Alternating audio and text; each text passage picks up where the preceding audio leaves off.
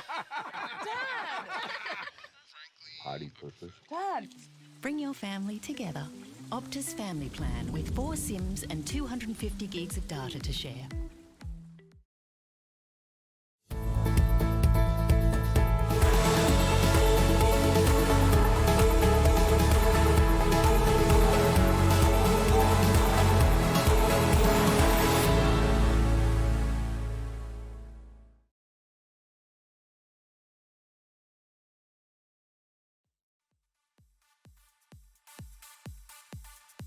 Hello everybody and welcome to the Meta Regional Finals here for Victoria for League of Legends. My name is Ewan Midnight Reed and joining me for this exciting best of series is my best man, Benjamin Tico Lee.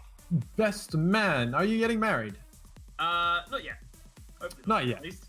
Well, if I mean, I am, I don't know about it. Well, if you are, I have to be your best man now because you called me your best man. Absolutely, that's going to get clipped there, guys. But of course, we have our best of 5 series here today with Reservoir High School facing up against Melbourne High School. Now, both of these teams have butted heads throughout the course of the season, and there's a bit to prove here.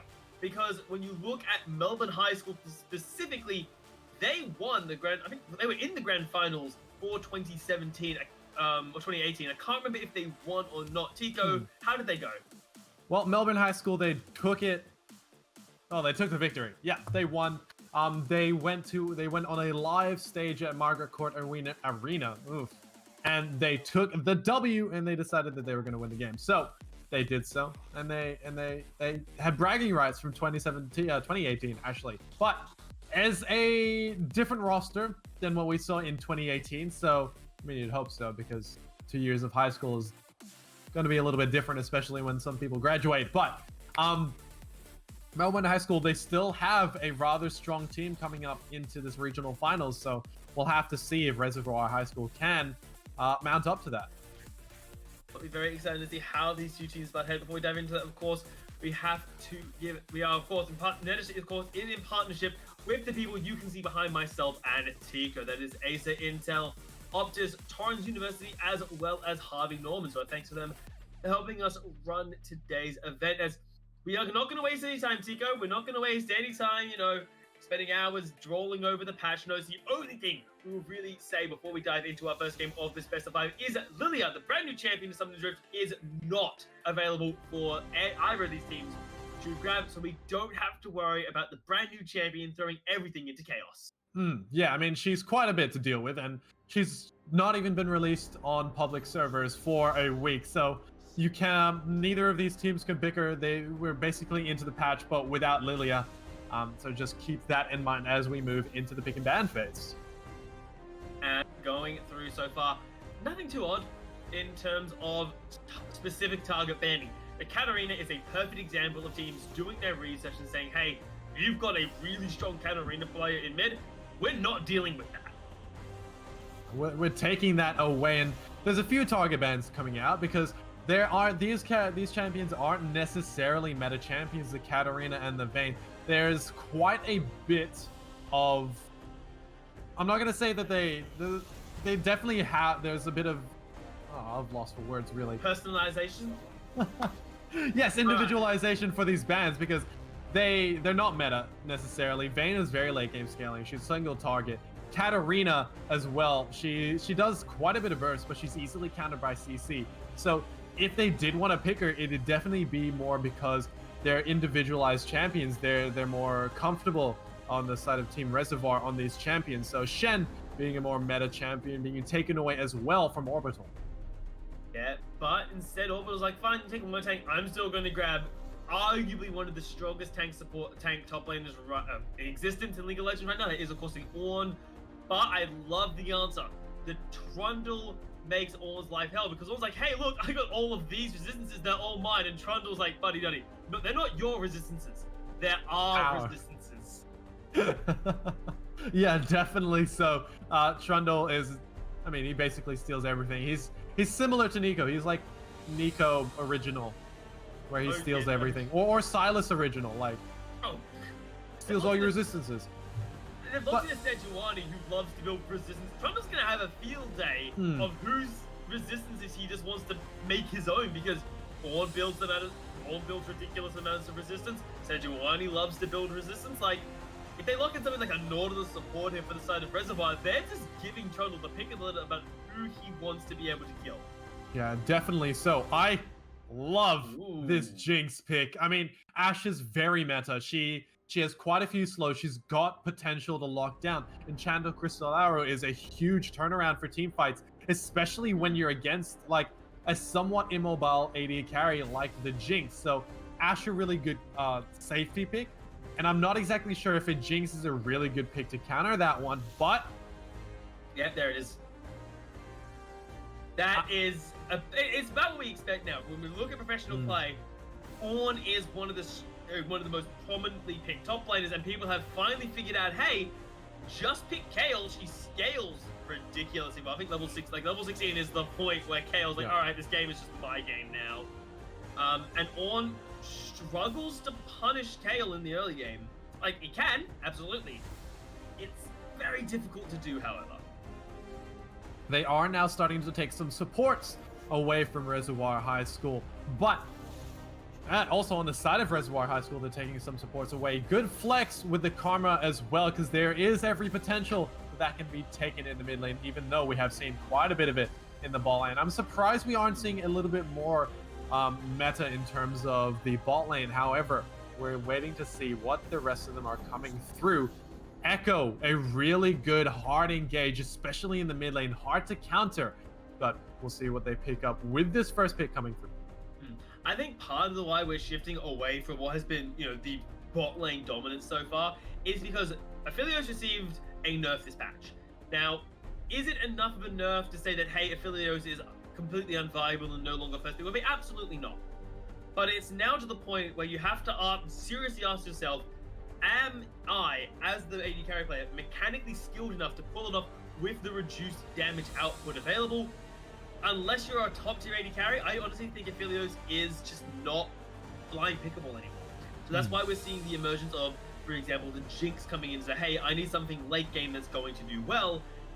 Speaking of late game, they're looking at the center. This is a lot better. Your Jinx needs protection. She has no dash in her kit in any capacity. I love seeing the threshold picking up. Yeah, but they are locking in quite a few tanks, and as we said before, bringing it back to the Trundle, he's going to have a field day in terms of the targets he wants to choose for his ultimate for the subjugate, so he's going to have quite a bit of time. Or Jinx and the Orianna, the two main damage sources, are going to have a hard time taking down this Trundle and the Braum, especially when he's going to shield up. I do think, however, on the side of Melbourne High School, they have that late game insurance. They've got so much damage on their side. They have two tanks. I think that Reservoir High School have to be very, very careful in the way they take these team fights, because so much damage output on the side of Melbourne High School. Especially with that last lock in here from them with the likes of the Azir.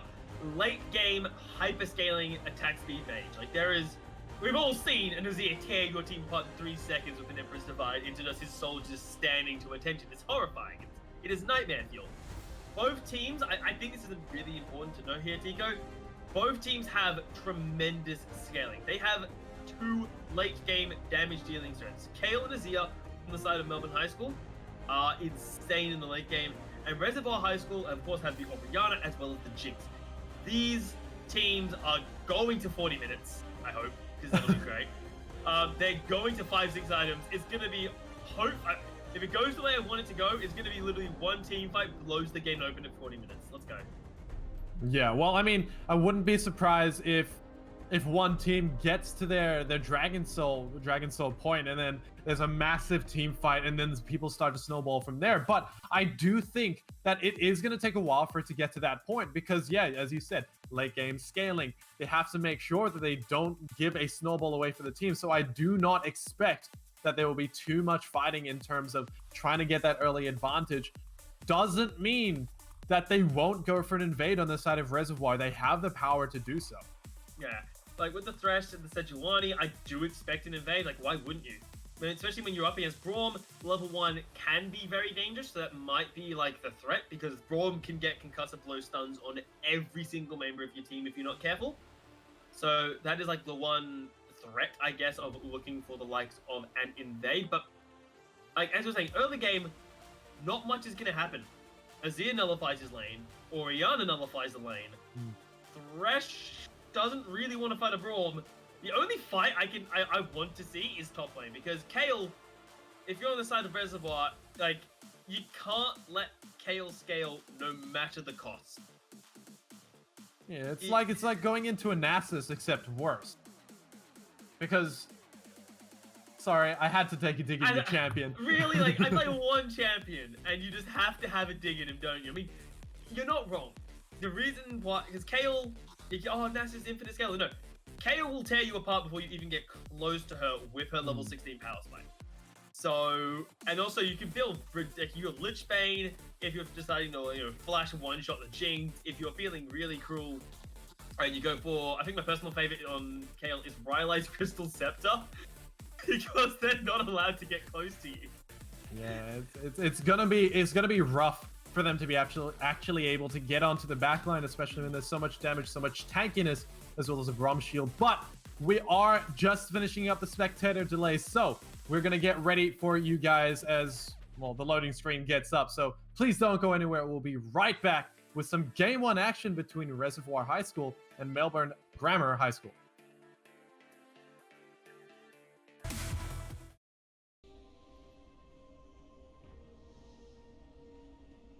And hey everybody, let's go. Game number 1 here for our best of 5 series here. Reservoir High School and Melbourne High School about to lock horns and butt heads in these finals here. Tinko, we talked about potential level 1 skirmishes, and we might be seeing something as Melbourne High School are preparing themselves for an invade. Oh, yeah, Thresh is gonna get spotted out here. Yeah, and you get much of a nice hook onto the axe, follows through there, but the CC is not much of what they're piling on top. Chef is doing a ton of damage, first line coming in for the Jinx on Brendan, and now Chef realizes he's so much trouble, not even going to waste the flash, as Brendan gets himself a double kill on the Jinx. This is a disaster, a late game scaling hypergame. Flash hook forces another flash in retaliation. Yeah, they've taken both the flash and the heal out of Leaf, and the flash and the ignite out of Mijobot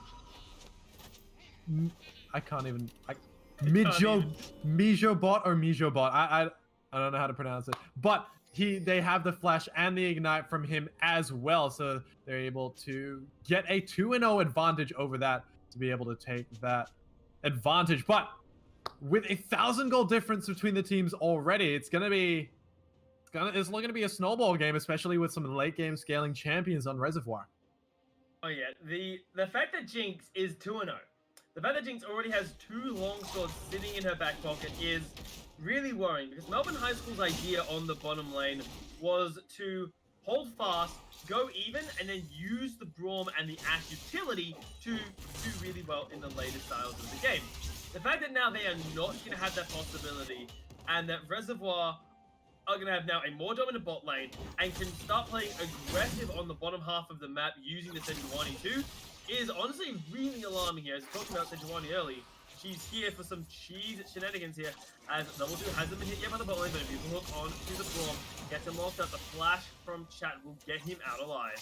Yeah, I love how they want to push this advantage even more onto the Jinx Brendan. I mean, he's getting a lot of support in chat, so I mean, he has to be one of the bigger players of this team. But look, he's got 2 longswords. You really need to be careful in this bot lane. Leaf and chat, they cannot afford to basically be taking free hits, because that's going to be a chunk of damage coming out from the rockets of Brendan, as well as just they don't have too much of an escape. Chat doesn't have flash anymore. Leaf has still got quite a bit of time on the cooldown of his flash. They need to be sitting back, and they need to respect that Mijobit has that hook. And they've got to respect that in the bottom lane, you just don't have the raw damage output. The Jinx, despite, in theory being weaker in the early game, is online. She's got 2 longswords already. She's happy to start building his thing. Orbital doing a really nice job of bullying Bird topside. It's what you have to do, because again, the scaling from both these teams are something they have to just be abundantly aware of every step of the way. And GC Bird might be from the importance as a beautiful hook on the chat. The shield should buy a lot of space, but it gets caught in the flame toppers, and that is an easy kill for Brendan here. 3-0, not 5 minutes into the game. Look, this is a snowball game if I've ever seen one. This man, he's got so much damage in this kit already. They cannot afford to be taking those hooks. They really need to make sure that if they are being shoved under turret, you're not safe against the Thresh. You need to back all the way up and wait for some minions to come crashing to help you. You need to stay behind your minions and respect that Mijo Bit has the capability of landing a death sentence. Well, it looks like so far they aren't really respecting that. Maybe that will change coming into the later stages as the BF sword has now been picked up by Brendan. So bot lane is heavily in favor of the Jinx. I'm sure that's surprising nobody. The other lane, of course, I do want to talk about is this top lane here that the camera has been fixated on a little bit here. Juju Bird is in such an awkward spot where the top laner who has the teleport is typically meant to be the one to come down to bot lane and help you out. What's Kale meant to do in this situation? Because if she goes down bot lane, she dies because it's a level 4, level 5 Kale. And if she stays in lane up against Orbital, she's going to take another 20 minutes to be relevant in this game. Well, I mean, that is the entire premise of a Kale, though. You need to basically live. You need to make sure that you don't die in this early game. Don't give the early advantage to your enemy laner, and then scale. I think Melbourne Grammar High School have submitted to the fact that they aren't going to be relevant or they aren't going to be doing anything up until that 20-minute mark, 30-minute mark, because they've got a Kale, they've got an Azir, and those are two very, very late-game scaling champions. So really all they want to be doing is turtling, because their Ashe takes a while to scale. She takes 2-3 items to actually become relevant. They will have to give up a lot of priority, which means Zoid is able to get some counter jungling done. He's able to get into those enemy lanes because he's basically got 2 winning lanes and a mid lane that is nullified. But what worries me is that thing is, you want to get to the late game with Melbourne High School. You've got the Kale, you've got the Azir, you've got the Ashe. Great when you get there, but the issue is that when they do get to those points, Jinx, who is also a late game high scaling marksman, is going to get there before them. Because Jinx really wants the 3 items, Infinity Edge, Hurricane, and whatever other Zeal items she really feels like getting at that point. Jinx will get those items, I'm going to guess, at about the 20-minute mark, given the way this game is going, when Ashe and Azir and the Kale are all sitting on maybe item and a half, 2 items. Jinx is just going to be so far ahead that Reservoir High School will have, I'd say, a solid 5 minutes, where they will have a near unstoppable carry, and Melbourne High School won't exactly have a lot of things to shake a stick at for. But the good thing that Melbourne Grammar High School have is they have a decent amount of wave clear. I mean, once the Kale, we'll talk about that later. Kale, Orbital, whoa, he's going down. He's going to have to force the flash over the wall here. They are going to counter with a flash, and if this cloak to run him down. Bellows breath from Orbital will not save him. Wow, a second flash? Really? That sounded excessive by Juju Bird there. Oh, but they did, they were capable of bringing down the Ornn, which is a good thing for the Kale. She's hit level 6, which means she'll have a little bit of an easier time in terms of laning into this Ornn. She's going to be able to keep her distance as well as she has her safety. She's got her ultimate. If Ornn decides he's going to use his Ornn Horn and say, hey, come back here, Kale's like, nah, that ain't happening. I'm just going to become invulnerable for a little bit. I might not attack you, but if you stay within that range, I am going to deal quite a bit of significant damage. And even though the Ornn is building some magic resistance, it's still going to be a nullified lane.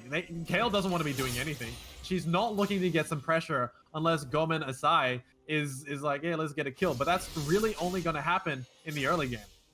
Yeah, well, I mean, there is, look at the items coming into the Kale here. Very clear that Juju Bird intends to go late game. He's got what I assume will be the building towards his Hextech Gunblade, because I don't really...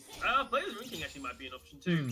But of course the Cull is pretty much saying, like, I'm doing nothing in top lane, I'm just hanging out, I am vibing up here. And I feel like Reservoir need to be a bit more proactive in the early game. Yes, they got a good lead from that level 1 skirmish. Yes, they've had some good moves on that. But I feel like now is the point where you say, okay, Dragon time, let's do it. Well, yeah, they did manage to take the first one, the second one being up in 3 minutes, being the Cloud Drake. But yes, I do agree with you. They need to push this lead even further. They have the advantage. It's 1,000 gold. It hasn't changed since 1 minute. I do think they need to snowball this ball lane. Yeah, Jinx has 3 kills. but that's not going to be relevant if she doesn't snowball it. Oh my god, a beautiful enchanted crystal out there on Blood Moon.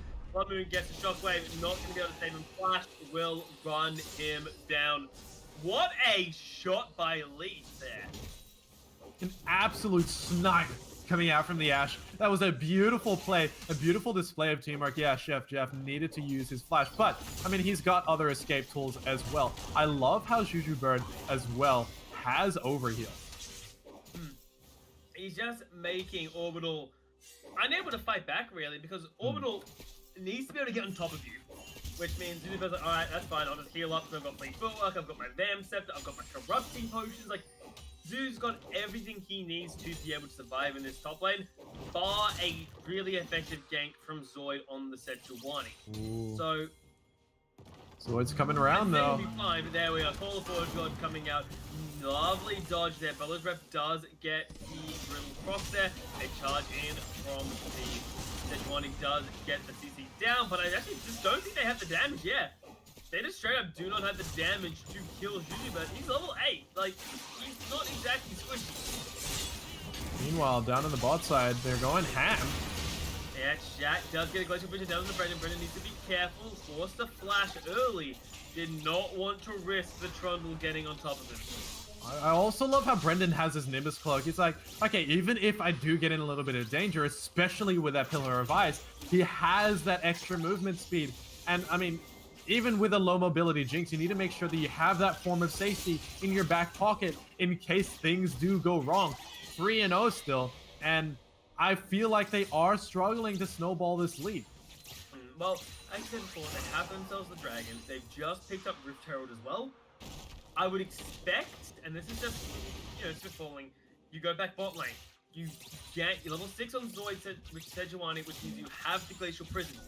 Hard gank bot lane, drop the Herald, get the turret plates, run towards Dragon. That would be a massive influx of gold for the Jinx. It would be a massive snowball move on the side of Reservoir. I really hope that's the direction they do end up taking, in all honesty, because that'll get them a massive boon over Melbourne. Yeah, well, I mean, Melbourne, they're coming back into this. They're actually at the same amount of gold, bar like 10, 20 gold, because they're really swapping these numbers very, very quickly. However, next dragon is up. Cloud Dragon, 10% cooldown reduction on those ultimates. Definitely something both teams want to be going for, but it doesn't look like Melbourne Grammar High School are very confident in their ability to 5v5 this one just yet. So they are going to be giving this one away, which does give room to either a Mountain Drake or an Infernal Drake for the Dragon Soul. Reservoir were expecting a fight. They saw Orbital. That teleport did come down with the rest of the team. They're now forcing the long road back to the top side of the map here. Now, the jungle difference right now is a little bit odd, because we're seeing Zoid down significant quantities of CS, which is partly where that gold difference comes through. But in exchange, he secured 3 global objectives for his team. 2 dragons, and of course the Rift Herald is sitting in his back pocket too. Now, they need to utilize this Rift Herald to gain that gold lead back. That's the punishment for taking the Rift Herald. He's 4 times CS, he needs to now get it back. I really think this bot lane is probably the best place to do it. But so far, he just seems very passive. He's hanging down bot side. He's not really trying to gank, despite having Glacial Prison up and available. I really did expect that Mijo bit would have been more aggressive in this bot lane. Yeah, they picked up 1 kill. Another Enchanted Crystal Arrow. Oh. Big Bob Man is just like, wait for it, wait for it. There it is, right on time. We can just watch the whole time there. I do like the attempt though. You miss every shot you don't take. Leaf's like, look, I'm not using it in bot lane. I ain't fighting this Jinx, so I might as well try it somewhere else. And I love the proactivity coming out of that decision there. Yeah, well, I mean, now they're getting caught out. Chat. Yeah, Jack's not ready on the shield. The Braum, Glacial Fish is trying to buy a little bit of time. They think they're going to get the cooldown. Teleport coming in from the Kale. Braum coming in to counter-attack. Will it be enough? Brandon has a little mana, but he's still got machine gunning mode. Can he do it? It's divine intervention, not going to buy time.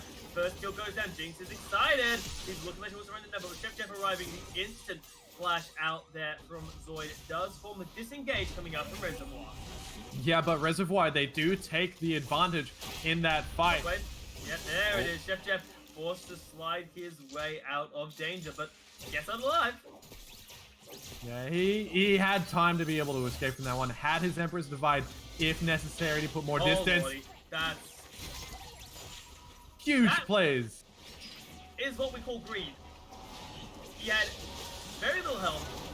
He knew Blood Moon was nearby and wanting for him, and he still stayed in lane with so little HP it was not worth it. Like, there are points where you just have to concede, and that is definitely one of them. The thing, Rico dropped in mid for the turret itself. The turret blading goal is off the table. Yeah, but that does mean that they open up the map a little bit with the Rift Herald. They should be able to take down this turret unless they just respect it. I think they had a little bit too much faith into the Rift Herald's ability to one-shot the turret. Unfortunately, it wasn't able to do so. A lane swap coming out from Melbourne Grammar High School. I love how proactive they are. They're sending their bot lane, getting a bit more gold into their back pockets. Yeah. It is also really annoying for Blood Moon there, because he's like, one more auto attack would get you that turret here. But the moving on the map can be dangerous, because now Blood Moon's in a 1 vs 2 and he has no mana on the Orianna, forcing him to recall. Chat can start roaming with this spell with Brom, and in the bottom lane, Chef Jeff, if he gets caught by a death sentence, I think that is immediate execution coming in against an Infinity Edge running Jinx. But instead, it looks like despite Melbourne High School's attempts to use Reservoir, are intending to go blow for blow. Level 11 Kale getting a little bit more dangerous now. 5 more levels to go, and he's getting them rather quickly, and I love how committed he is just to stay with his top lane. Get that solo lane gold. Yeah, we saw a teleport play, but he's picked up the Hextech Gunblade.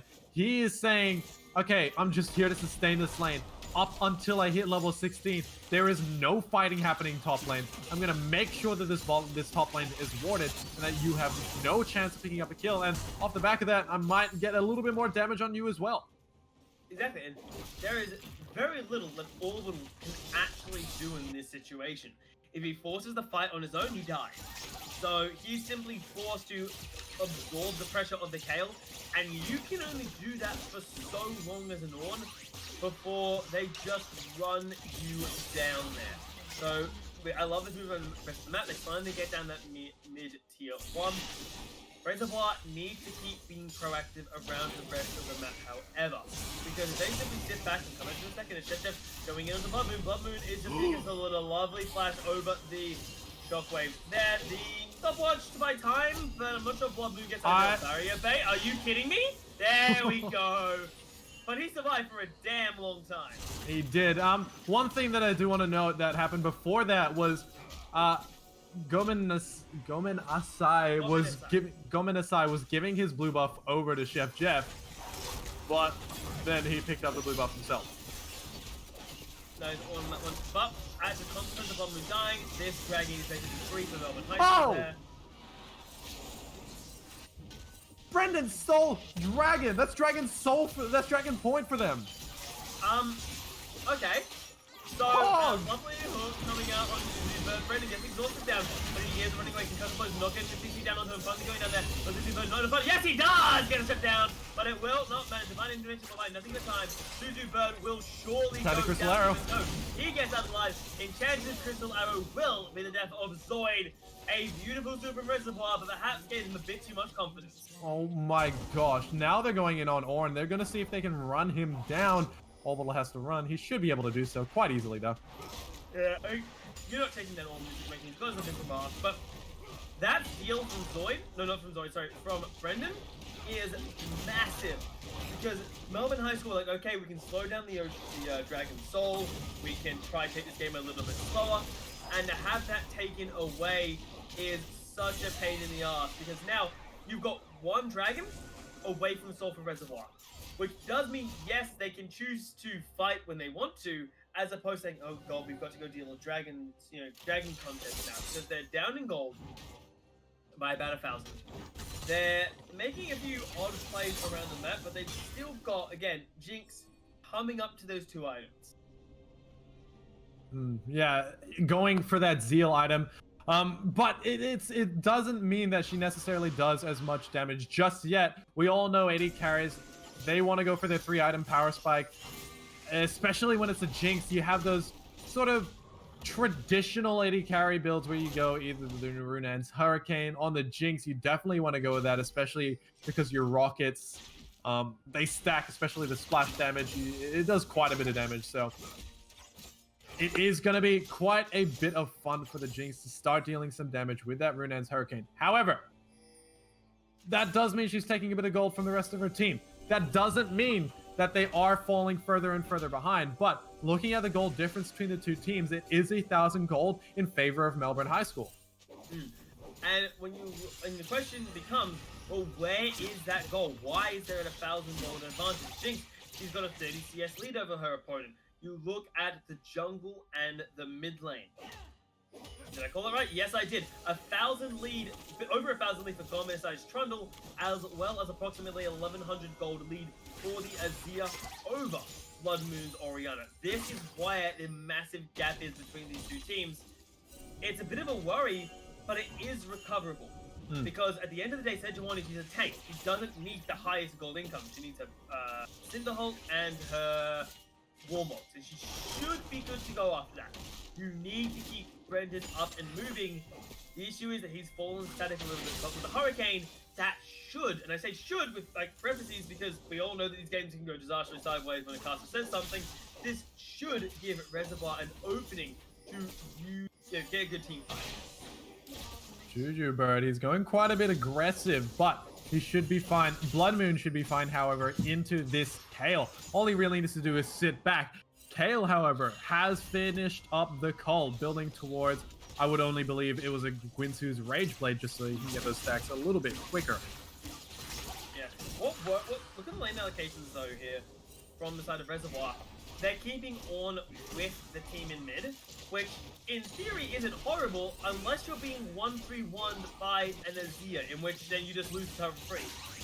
And this, pushing them into like an attempt to counterattack, but they should not be able to grab a turret off this wave alone. You'll need at least another wave or two, but it doesn't look like there's actually any attempt to respond.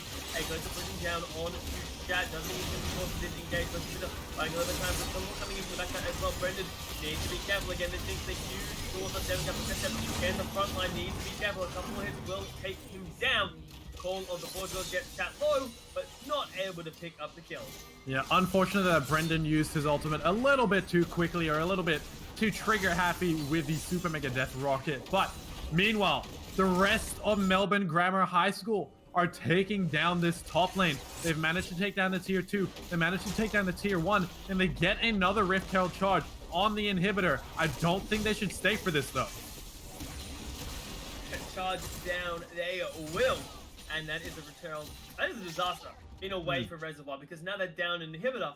But ironically, I think losing this inhibitor is probably the best thing for them, because they're down 4,000 gold right now from the side of against Melbourne High School. Melbourne High School should be able to grab this dragon uncontested and use the fact that this top wave is coming into them to feed Brendan farm. However, it looks like they are much more interested in contesting. Well, yeah, I mean, there's quite a bit of gold income that'll be basically walking into the base of Reservoir High School in that top lane. But yeah, they do need to be careful of the super minions that are walking into their base. They basically, Melbourne Grammar High School, they just delay this. They do not want to take this. They have no interest in aggroing the dragon, saying, guys, you have to send somebody to go deal with that. Ornn has no teleport, and he's the only one who should be. So they're forced to start it. They will get flanked the Kale, however, so this could be other short of a disaster. As Glacial Fissure is soon to come available, intended to blow. Brendan trying to deal with the Kale on the back line. A beautiful combo there from the side of Melbourne High School. Reservoir trying to pump it again. Brendan is still alive. The last man standing. If he can do it, anyone can. He gets himself one. He's supposed to engage, get CC'd up, and taken down. A disaster for Reservoir. A fight they did not need to take, and it will cost them everything. There's a teleport into their base. Yeah, no, they did not. They had to respect the fact that Melbourne Grammar High School had minions pushing into their base. Reservoir High School, they're like, okay, look, what we're going to be doing is we have to make sure we secure this dragon. the Dragon Soul is much more important than the rest of our base. But Melbourne Grammar High School, they had all the time in the world to delay that dragon. Reservoir High School, they had to give up that dragon because they were not in a position to be able to stop that. And now, Melbourne Grammar High School, they win the team fight and they take down one of the turrets inside of their base, as well as they're going to be able to secure this dragon. And it's going to be a lot riding on the fact that Reservoir High School made a bad mistake, and off the back of that. They are now they've lost 3,000 gold as a result of that play alone. Their decision to contest the dragon, get flanked by Kale, lost them 3,000 gold now. And look at the two late game carries. Kale and Azir both having earned a total of 10,000 gold this game. And when we look at the items that have been purchased to them, it is a disaster. You got your Gunblade and the Quincy's Razorblade coming out from the side of Zingyberg on the Kale here. Azir has himself the Nash's has himself the Luden's Echo. I would imagine building, he's got 1,500 gold now, he would be building towards the Death Cap as his third item as well. What Melbourne High School, what could have been such a good move from the side of Reservoir just fell apart because of some poor decision making and the pressure to rush themselves into the Dragon Ball. Yeah, and Melbourne Grammar High School, they played that so beautifully. I mean, they knew exactly that the minions were pushing into base. They knew that Reservoir High School had to send one person back, but also that Melbourne Grammar High School, once they sent one person back to the base to deal with the minions, they had all the time in the world to go for a fight, or Reservoir High School had to respect the 4v5 and run away from that dragon. Melbourne Grammar had every right to take that dragon, and now they have so much potential to take a team fight at Baron. Yeah, and Jinx is stuck on the bottom side doing wave clear duty here. They probably know what's up, but outside of a blind steal from Brendan, which I just don't see possible this time, yeah, not able to steal it away. Baron is good here by Melbourne High School. They're now looking for more. The Shockwave was enough of a deterrent for now, but with Baron available, Reservoir, they're looking at their last leg. Yeah, with the Baron empowered minions, they will potentially be looking for that split push going. Kale, one level away from level 16. Reservoir High School, I'm not exactly sure what they can do here because the Divine Intervention is going to be a massive problem when they want to lock down one of the carries. And even if they do manage to take down one of the carries, Kale's there, Azir's there, Ash is there. There's quite a bit of mixed damage there that even the Ornn is struggling to deal with that. I mean, Ornn just got his second item completed now at 26 minutes. The both Masterworks done and dusted for him. But he needs the 3 items to be really tanky to actually be able to hold that front line properly, even with the Masterworks come through. And then you look at the members from Melbourne High School, 3 items for their primary 2 carries, the Azir and the Kale coming through here. Of course, Kale's close to the Nash's too. Completely not there just yet, but it's not at this point. Melbourne High School are in such a dominant position, and again, look at the position they're still pushing. It's a 1-2-2, but it's working damn well because Reservoir, they don't have an answer. No, they definitely don't. They have quite a bit of split push. The 1-3-1, Kale does quite a bit of damage, takes away the Banshee's Veil as well from Blood Moon, just to flex on how much damage she has, as well as just these cannon-empowered, Baron minions. They have so much range that there's really nothing Reservoir can do except watch their base crumble, and they either need to take a fight or they need to just say, hey, we've lost this game. Well, I take a fight there with both engages coming out on the top half of the bench. Everything, but on the other side is tanky thanks to the ultimate there. Should be able to get out too much trouble. Subjugation is plenty healthy. We're seeing Brendan stuck on the front line for some reason. The Jinx out of position. A disaster here for Reservoir as they are forcibly Melbourne High School though. Don't look like they have any to letting that break go. Slide into the Dreamer Shuffle. Brendan is gone as is himself like Cindy. Reservoir now on their final legs here, but without Brand next key marksman. Oh, it is nothing short of a disaster. Now under fire, it will fall, and Reservoir will simply be forced to lose this game. Nothing they can do to fight back here. Melbourne High School scaled better, took better fights, baited their opponents in, and game number 1 will go in Melbourne High School's way. And it's a textbook ending. Kale hitting level 16. These guys doing as much as they can to take the victory. And with Kale hitting level 16, there was no way Reservoir High School were going to be able to take a team fight, especially being so far behind. 11, just shy of 11,000 gold difference between the two teams, and they do take the game 1 away from Reservoir. The way they lost control of that game is honestly really alarming. They had a fantastic early game with the Jinx getting themselves 2 early kills. They didn't do anything with it. They had maybe 1 gank in the bot side, and that was realistically all they pulled out. So coming into the second game of the series here, Wrath could use a little bit of love, and they need to ensure that when they have an advantage, they utilize it. Yeah, well, I do think that that's true, but also the turning point, and I do think the Torrens University play of the game as well, was the fact that Melbourne Grammar High School, at that 4th dragon, they were big brain. And I think it's a play of the game because they just knew that Reservoir High School were like, well, Reservoir High School had no option except to give that up. And Melbourne High School, they're like, okay, either they lose the fight or they lose their base. And Reservoir High School didn't make the right choice, and they decided to commit for the dragon, and they lost more than they needed to. So definitely giving Melbourne Grammar High School that one for that game. But there are quite a few games to come. Who knows what'll happen there?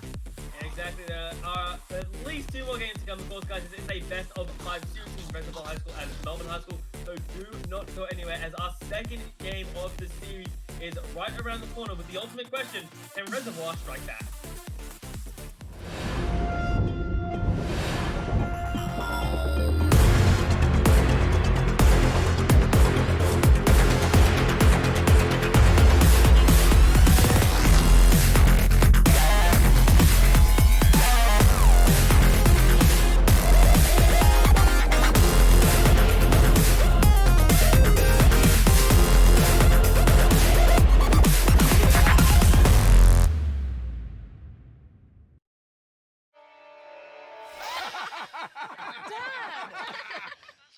Party pussy. Dad! Bring your family together. Optus Family Plan with 4 SIMs and 250 gigs of data to share.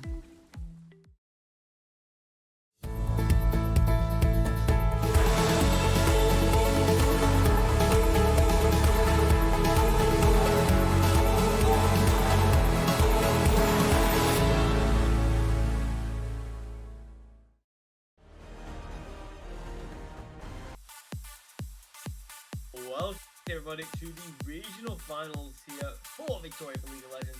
I am still Ewan Midnight Reed, still joined by Benjamin Tico Lee, as Melbourne High School and Reservoir will be butting heads for the second time today. First game, as we did get to see, went in favor of Melbourne High School after Reservoir made a couple mistakes. Specifically, we do of course look at that dragon fight where Reservoir decided to contest and unfortunately didn't go too well. No, well, Melbourne High School, they did have that top lane pushed in. It was a really good push coming out from the Kale as well as the Trundle with their Rift Tail. They managed to take 3 turrets and an inhibitor while the rest of the team sort of put pressure in the mid lane. And then off the back of that, they had minions pushing into the base. With dragon spawning, it was perfectly timed for Melbourne High School to take that top lane. And off the back of that, Reservoir High School, they decided they wanted to commit to that dragon because of the Dragon Soul potential with that Mountain Soul. And bad decision making meant that minions were pushing into base. They had a pincer movement coming out from Melbourne High School with Kale on the back, taking away the pressure that the Jinx had as she tried to focus down the Kale, but unfortunately wasn't able to do so. She had no backup either.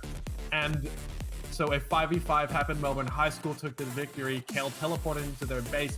Wasn't able to take the game off the back of that, but it did put them at a large advantage because they managed to take 1 turret in the base. They managed to take the Mountain Drake as well. And so it really goes to show that just because Melbourne High School, they had a dramatic loss in the early game, doesn't mean they aren't capable of basically crawling back into their shell, hurtling and waiting for their champions to scale. The ability to play from behind is a skill that I will always value as probably the single most important skill of any team, is your ability to be behind in goal, to be behind in tempo, not panic, not make rash decisions, think about the game objectively and say, okay, let's do this now. Now we do this, then we can move on to that. And to identify, hey, we've lost our early game and recover it is phenomenal from the side of Melbourne High School. And gives me a lot of faith coming in that they'll be able to do well in the second game. And speaking of this second game, Tico, we are about... Oh, wait, no, we're not about to dive in it. We are diving head first into it here. The bands looking similar to last game, but the Azia is already taken over, as is the Kale. Reservoir adopting a very simple premise. If it did well last game, I don't want to deal with it this game. Yeah, and they're taking their target banning with these champions. They're like, we don't want any scaling champions on their side. Last game they took away the Tarek, Graves, and Lee Sin. But this game, it's an entirely different concept. They're like, let's take away the two major scaling champions, and I wouldn't be surprised if they target ban a third one. Yeah, but what do you ban in this one? Yeah, Tarek. So you banned that last game. I think that's honestly fine.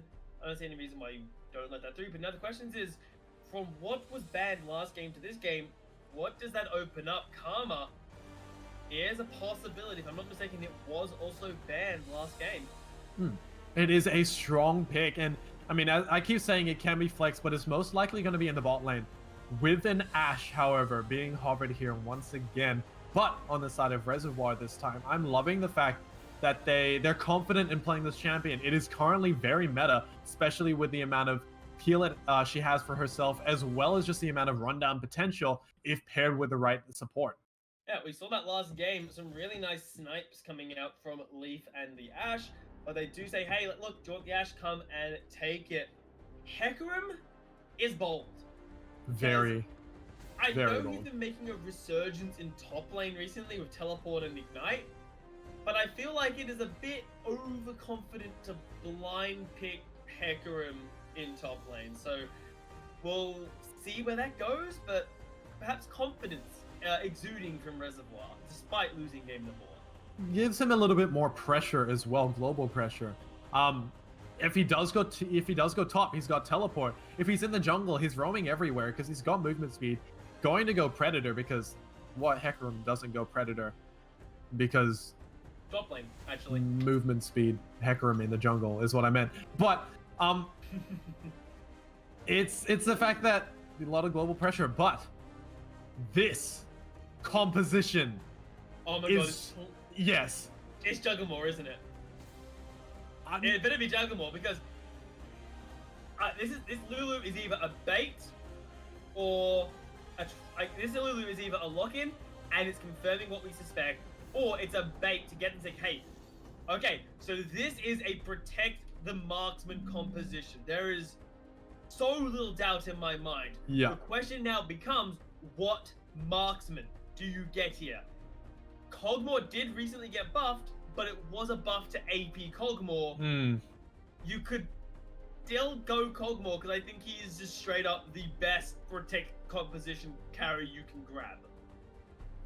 And especially with Reservoir's comp, I'm sort of liking how they're countering this. They see basically 3 supporty champions, and they're like, okay, Karma's got a shield, Ivan's got a shield, Lulu's got so many buffs that, you know, there's just no point talking about it. And they're countering it with a lot of hard engage with the Hecarim, a lot of lockdown potential with an Ashe Nautilus, but that also means that Reservoir have to take away AD carries now. They need a hard focus AD carries. I love the Aphelios ban, despite the nerf. He is still really strong if you can play him well. I think here is the hard ban. Because that's a smart Twitch, one. Tristana, Jinx, Cogmore. You can't get rid of all of them. No. And the issue is, yes, I think Twitch is a super menace with the fact that he can pop out of nowhere, assassinate you, and then retreat. But now you've got to deal with Tristana, late game insane, and she's super safe with a jump and a disengage. Cogmore does all of the mixed damage that you could possibly try and throw at him. And then Jinx, the second she gets 1 kill, the fight's over because she just snowballs out of control. So you gotta pick, no matter what you're going up against. That is brilliant. That is actually a smart decision, but I wouldn't be surprised if we do see a Karma top or if we do see a Shen. But it does look like they're potentially going for a 1-4 split composition, because these split pushers that we're seeing Harvard for this top lane is a rather smart decision, because it means they can not only make sure that not all the focus is on the 1-4 split in the bot lane, but it also means they have pressure in the side lanes as well with the gangplank. And of all champions they pick a gangplank. A champion who is arguably super strong on what we call the weak side of League of Legends. He can receive no jungler support from his side. He can be up in a really bad matchup, and he'll be fine because he's got barrels and he's got the global threat of the Cannon Barrage. So I love the lock in the gangplank here, and we called it before. It was one of like 3 marksmen you could lock in there. The Cogmore is insane because magic damage, physical damage, percentage health damage. There is no one who won't die to this Cogmore late game, no matter how beefy of a boy they are. That means they need to funnel a lot of gold into this Kog'Maw. I wouldn't be surprised if Ivern decides that he's going to pick up a Redemption first, Ardent Sensor second, and then he's just going to be hard camping this Kog'Maw, making sure that he doesn't fall too far behind.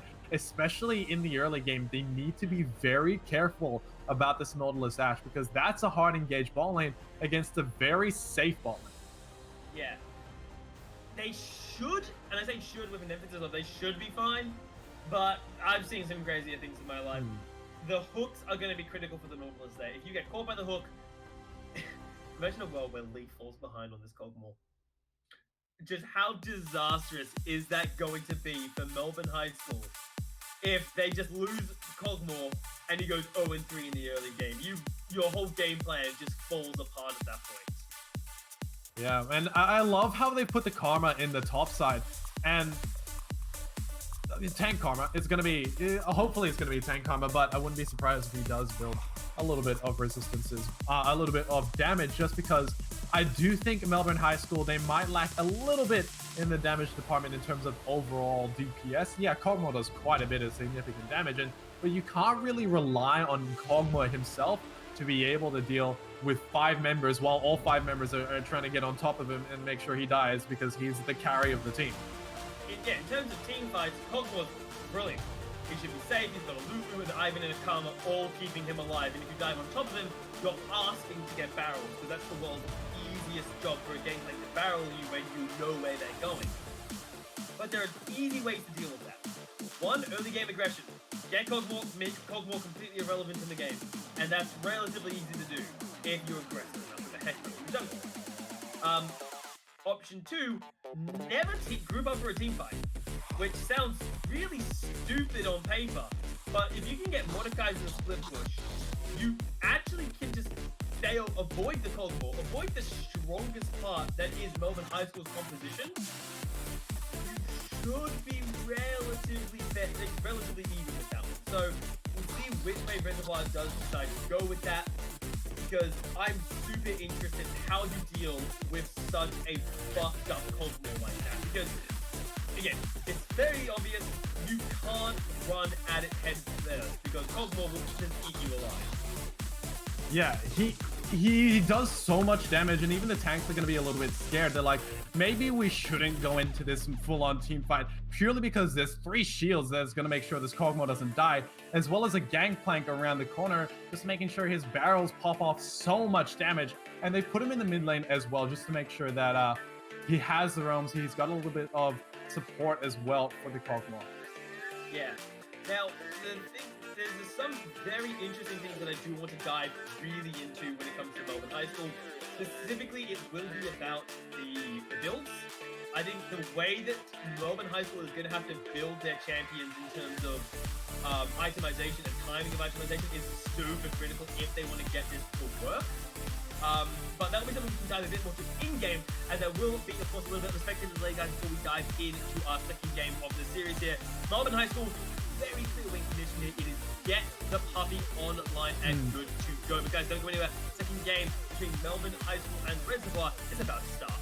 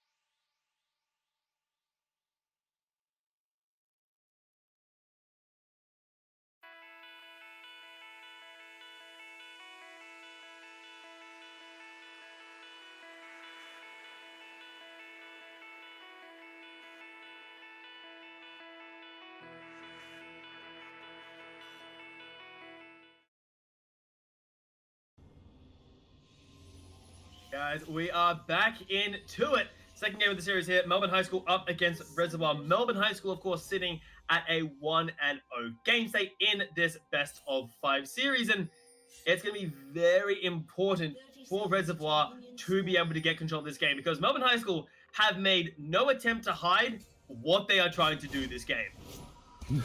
No, definitely not. I mean, as soon as you pick in an Ivern in the jungle, it's like, okay, who is he going to be focused on shielding? And especially when you lock in the 3 supports for your Kog'Maw in the first round of picks, there's no way that he's not going to pick a hyper carry, AD carry, or I mean, just an Azir mid lane because there's every potential for that to happen.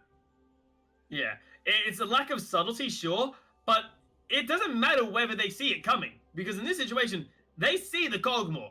They are going to be no fools. They know exactly what they have to deal with. The question is, can they and how are they going to manage to deal with this Kog'Maw? Because you have to do something early, and if you get to late game, a single team fight from the Kog'Maw, if done correctly, it ends you entirely. So I'm going to be very interested to see Reservoir's approach on how are you going to deal with a Kog'Maw that has 3 items and more shield than it does HP.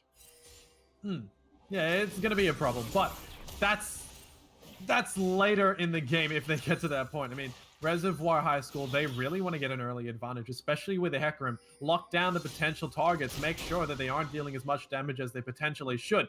Chef Jeff, however, has been put in the top lane for this game on the Gangplank. In comes the Nautilus. No, never mind.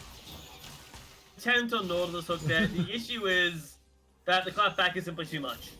So they're going to be a little careful on that one in the bot side. I think they're going to need backup because unless you've got the damage to kill the Kog'Maw, hooking him is actually just going to get you hurt more than it's going to help you. So hopefully we do get to see that as the junglers very passive in the early game. It's not too surprising. Hecarim really wants to try and get at his first rotation, then go for his ganks. Ivan just wants to ensure he doesn't get, invaded and killed. Well, yeah, he just needs to make sure his clear speed is quick as heck. Zoid is going to be looking for an invade somewhat soon, especially when he wants to get priority around this rift, not the rift, the scuttle crab in the bot lane.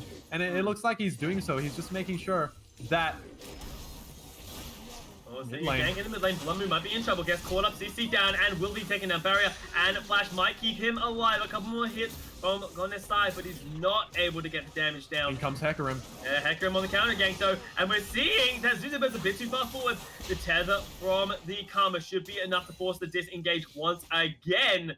Low, but not dead from either side.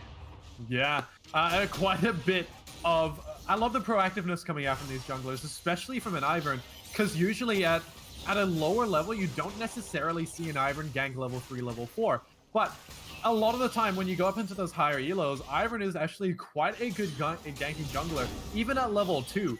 When you rush a redemption on an Ivern, it actually does so much for your team as well, because you have that pressure in keeping your AD carry alive, or whoever is really low. And if you do rush that redemption, it just means you have more ability to skirmish and stay alive. Now, speaking of these items, because of course there's no illusion about what Melbourne High School is going to be buying. We're going to be seeing redemptions, we're going to be seeing Athene's Unholy Grails, we're going to be seeing the whole lot. But who builds what is actually super important here. Because if you all rush the Ardent Sensor, for example, 2 of you are wasting your time because it's a unique buff. It's a unique buff. So deciding are you all going to rush Athenes? Are you all going to rush... is one of you going to take Athenes? One of you going to take Redemption? One of you going to take the other part? Like, there are so many actually nuances to getting the build path correct. Because if you all rush Ardent Sensors, what is the point? And, I mean, even then, there's just the Mordekaiser threat. What is happening in that jungle? Respect. Mad respect coming out from them onto Shiju Bird. But, I mean, I still think that Leaf at some point has to build a QSS. Because we didn't talk about it during the pick and ban phase, but Mordekaiser, the reason why it was a really good pick into the Kog'Maw is because of that Realm of Death. The isolation tool to take the Kog'Maw out by himself and leave his supports behind for 7 seconds. Because at that point, he doesn't have a buff with him. He doesn't have his buff minions with him, which is Lulu, Ivern, and Karma, and he gets taken out for 7 seconds. If Mordekaiser can 1v1 a Kog'Maw relatively easily, that's going to be their entire team come falling into the ground. So at that point, I still think that even though Mikhail's Crucible might be a pick here, we'll talk about that later. Seeing a skirmish on the bot side, Leaf and Chat looking quite poor here. Hecarim. That's why Hecarim comes in, gets first blood to cleanse, not helping Leaf in that situation there. Zodi found his target, and that's fantastic. Get the Void Puppy behind in that early game. Yeah, and Shujubird really should not stick around here. Nope. Oh, that Comet. Oh, the Scorched, it takes the kill. Yep, that's just greedy coming out of Zuzubird in all honesty there, as we're seeing Gonosai taking quite low in the bottom side skirmish for now. But on that point you were talking about before, the Mordekaiser can Death Realm the Kog'Maw, and then if he kills the Kog'Maw, brilliant. But even if he doesn't kill the Kog'Maw, he's done his job, because Kog'Maw, with the support of a Lulu, a Karma, and a Ivern, nearly unstoppable. But what happens if it's just the Lulu, Ivern, and Karma, without the Kog'Maw damage output? Do you think that they will be able to survive 7 seconds without burning all of their cooldowns? Because if Lulu, because imagine this, Kog'Maw's like, yes, I won, we got the Mordekaiser, pops out the Death Realm, and there are 4 enemy champions, and his teammates are dead on the ground. It's like, ah, crap. So the Death Realm can actually be good even if the Mordekaiser loses the duel. Yeah, and I mean, taking this early advantage over Melbourne High School by basically putting Leaf down a little bit is a bit of a pog moment, really, because I mean, you getting an early advantage over a late game scaling team, because their entire point is to make sure this Kog'Maw gets online. Getting an early advantage on him and making sure he gets shut down is actually a really good idea, and I want to be seeing Zoid focus down more in the bot lane, and I wouldn't be surprised if we do see some 4-man roams, potentially 5, when Orbital gets TP. Oh, Chef is in trouble. He does have the backup of an Ivan, and Daisy has been called to the ring. Let's hope the acting skills are good enough to get a... Oh, that was cruel! He cancelled the Death Realm by breaking vision by walking back into the bush. A hard moment, but I like mid all lane. this integration rate on Zuzubird. He's gonna burn down. He's gotta get out of there, buddy. You don't want to get researched. The last 2 gets is with the Scorch, not able to pick up the kill.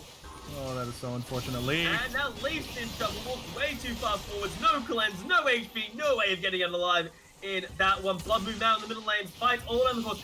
And of course, Kenneberg coming down as well. Blood Moon will go down here. Daisy, can they score a 3? No, they can't. But it's going to be a sideline goal from the Ivan instead. But now Zodi trying to get a little bit of advantage. It's 1 hook away from death. And flash in a straight line against the Nautilus. You know what's going to happen to you. Oh, that is a problem. It's like flashing away from a Nidalee Spear, but in a straight line, and you increase the damage it does to you. At this point, you really just shouldn't have used your flash. But they do take an even bigger advantage. But one thing to note, however, is the goal difference is nothing. Actually, Melbourne High School are a little bit ahead, but that's purely based off this CS in the top lane as well as in the jungle. They do have a even spread along there as well. So a really well, I mean, it's well done that Melbourne High School have managed to maintain this goal difference. Yeah. That I'm still heartbroken at the straight flash from Zuzubird into the dredge line, man. That's a moment you just don't forget off the top of your hat there. As we're seeing, first dragon was secured by the side of Reservoir. It is, of course, the Mountain Dragon, with the backup being the Ocean as a recourse. Now, I do want to briefly talk about top lane. Now, yes, we talked about before how it's just a dead lane and it's the weak lane, but Gangplank has actually built himself a nice lead here in the early game. Jeff is doing nice into Orbital, who is suffering, to put it nicely. I think partly is, look at the items. He hasn't tried to build defensively on the side of Orbital. He thinks he's in charge in this top lane, and he just isn't as we get a goalpost in the bottom. Well, I mean, he tried, and he scored a goal between the two goalposts, but it's really not the same thing as you maybe want to hit one of the goalposts. It's got to run. Life on the direction will be able to get down on their side. As there's now Skirmish on the bot side. Leaf is in so much trouble. Flash available. Does force the burn it out there to try to get the life. Blood Moon will get run down, taken down by the Gangplank himself. But in bot side, at least Leaf, no summoners, but he got unalive. Yeah, well, I mean, they did manage to take quite a bit of damage or HP off Zoid in that 2v3, so really well played coming out from the spot lane. But that does mean he's lost quite a bit of mobility. Leaf got to run for this one as Orbital now in a fight, and Chef on the top side of the map. He is in the death run, but it does not matter as one more barrel should be more than enough. Mordekaiser forced to run for his life. One more cube could be nice damage, gets the shield up, but he's got to be careful for the last barrel. And both sides decide to walk away with a disengage. Yeah, they do spot out the Ivern as well as the Karma roaming up towards that top side. Very good respect coming out from Orbital as, I mean, he knows with the vision in that river bush that there was a barrel in there.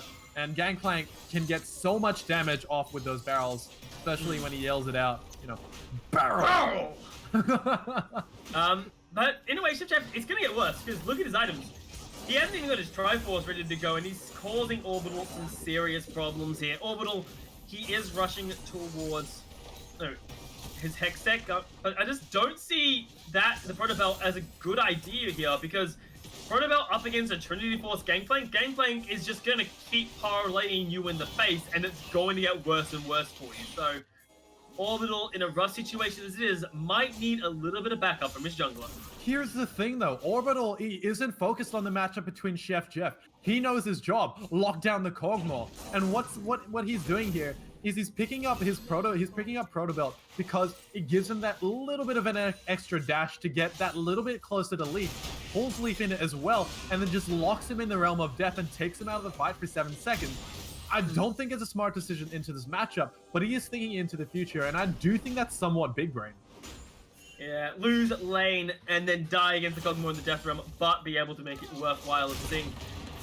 Bit of a gank in top lane. Nothing much is going to come of that one. Just a bit of cooldown and some health burn here. On the bottom side, we are seeing Zoid is near a wall, so they know the Hecarim's down here. But knowing he's down here and being able to stop the impending gank are two very different realities. Yeah, definitely need to watch out for that because Nautilus alters up, Ashe alters up, Hecarim alters up. A dive is a very realistic possibility if they do decide to do so. And especially with these waves pushing in by Reservoir, they have the opportunity as well. Yeah, but it looks like instead they are trying to set up around the next dragon, but it will be spawning in 55 seconds. It is, of course, the Ocean. As I want to talk about atomization here. Gomnesai is forced to run Death Charge being dropped. They need to delete it, but they're going to make them left on the Disintegration Ray. Will delete the Ivan off the face of the earth. Yeah, that was unfortunate. CC'd for days, especially with a Nautilus knockup paired with the Vel'Koz. I mean, bouncy castle is what we like to call it as well, but they do now alleviate some pressure from within that jungle. They do have the opportunity to take that Rift Herald and shove in some lanes. Yeah, but not just the lanes, the objectives up on the top side of the map. We are seeing Rift Herald be started up here from the side, not able to steal it away, so that will be a happy objective donated over to, of all people, Orbital grabs himself that buff there. And speaking of buffs, Tico, look at the itemization. Athene's Unholy Grail on 2 members, the Mikhail's Crucible on to Chat. The protection's coming in, and honestly, this is the item you started with. It's not a bad start, especially when you can have heal, when they do provide heals. The Athene's Holy Grail, once stacked up, does give your AD carry a little bit of a heal, or whoever you shielded gives them a little bit more HP. However, well, coming in, they definitely want to Dizzy Bird in a lot of trouble there. Life on Disintegration not available as the fight is now kicking off. Orbital trying to get access to the back line as Leaf is left untouched to fight in the Dragon Pit itself. Dragon finally taken down by the Ivy there. Chat is now in back line. We need to keep a track of him. The death on the drop on the wrong way, but Leaf is already until we're taking down low. The shielding is coming up more than handy as we see the side of Melbourne High School turning this fight around the best that they can. Leaf is still up and running, but unfortunately for Reservoir, their HPs are up and fast and dropping quick. as they will lose 4 members in the fight. And that is what happens when Reservoir do not focus down the AD carry. I mean, Leaf, he might not have done as much damage as he would have liked, but that doesn't mean that Chef Jeff and the rest of the team isn't doing damage off the back of that. A really good teleport coming out from Chef Jeff to make sure that he was there for the 5v5 team fight. He did quite a bit of damage off the back of that, as well as Leaf did not die. He had so many shields, he had so many, well, he had heals from the Athene's Holy Grail as well, and the Mikhail's Crucible coming in clutch, as well as the cleanse. Leaf didn't even have to burn flash. He just needed to make sure that his supports were shielding him up. Yeah, and that's the joy of being the Cogmore in this situation, is your job is literally just right-click. You don't really have to worry about a whole lot else because your team's got your back. Coming in here, and again, I was going to try to talk about it, I didn't get the time to. The choice to go for the Athenes from the side of the mid and the jungle are really, really clever. There's no double stacking unique passives. The Mikhail's does still kind of confuse me, however, because you've got the cleanse. Why wouldn't, I was going to originally ask you, why wouldn't you rush the likes of the Ardent Center to get that attack speed steroid? But clearly chat knows a little bit better given how helpful it was in the last fight. Well, I mean, at that point, there's still quite a bit of CC on the side of Reservoir, even if he does cleanse the Enchanted Crystal Hour, because that's usually used as a hard engage, or he uses it on whatever first engage is used. They also have follow-up CC. There's Enchanted Crystal Hour paired with a Nautilus, but Orbital.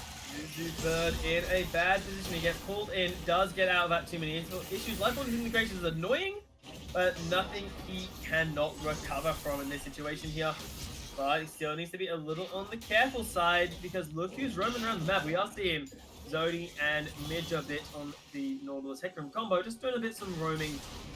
Leaf, what are you doing, buddy? That's very over-eager there. The support is stunned up. Leaf running for his life. Chat now is the focus, and get out of... Never mind. I was going to say gets out alive, but I love how Leaf just immediately ditched his support. Yeah, well, I mean, you gotta keep the AD carry alive, and I would assume that chat said, okay, leave me. We gotta keep you alive for this one. Even though he doesn't have shutdown gold, they need to make sure that he's getting as much gold into his pocket as possible, and if he's dead, there's no potential for him to do so. I love how Reservoir has warded up this entire bot lane jungle just to make sure, but look where they're sitting. Oh, it's an ambush. Hecarim's going in first. This is a bit ambitious there. But they could have, if they were a bit more patient, they could have made it work, because Shat wasn't anywhere nearby, and Onesai was about to leave.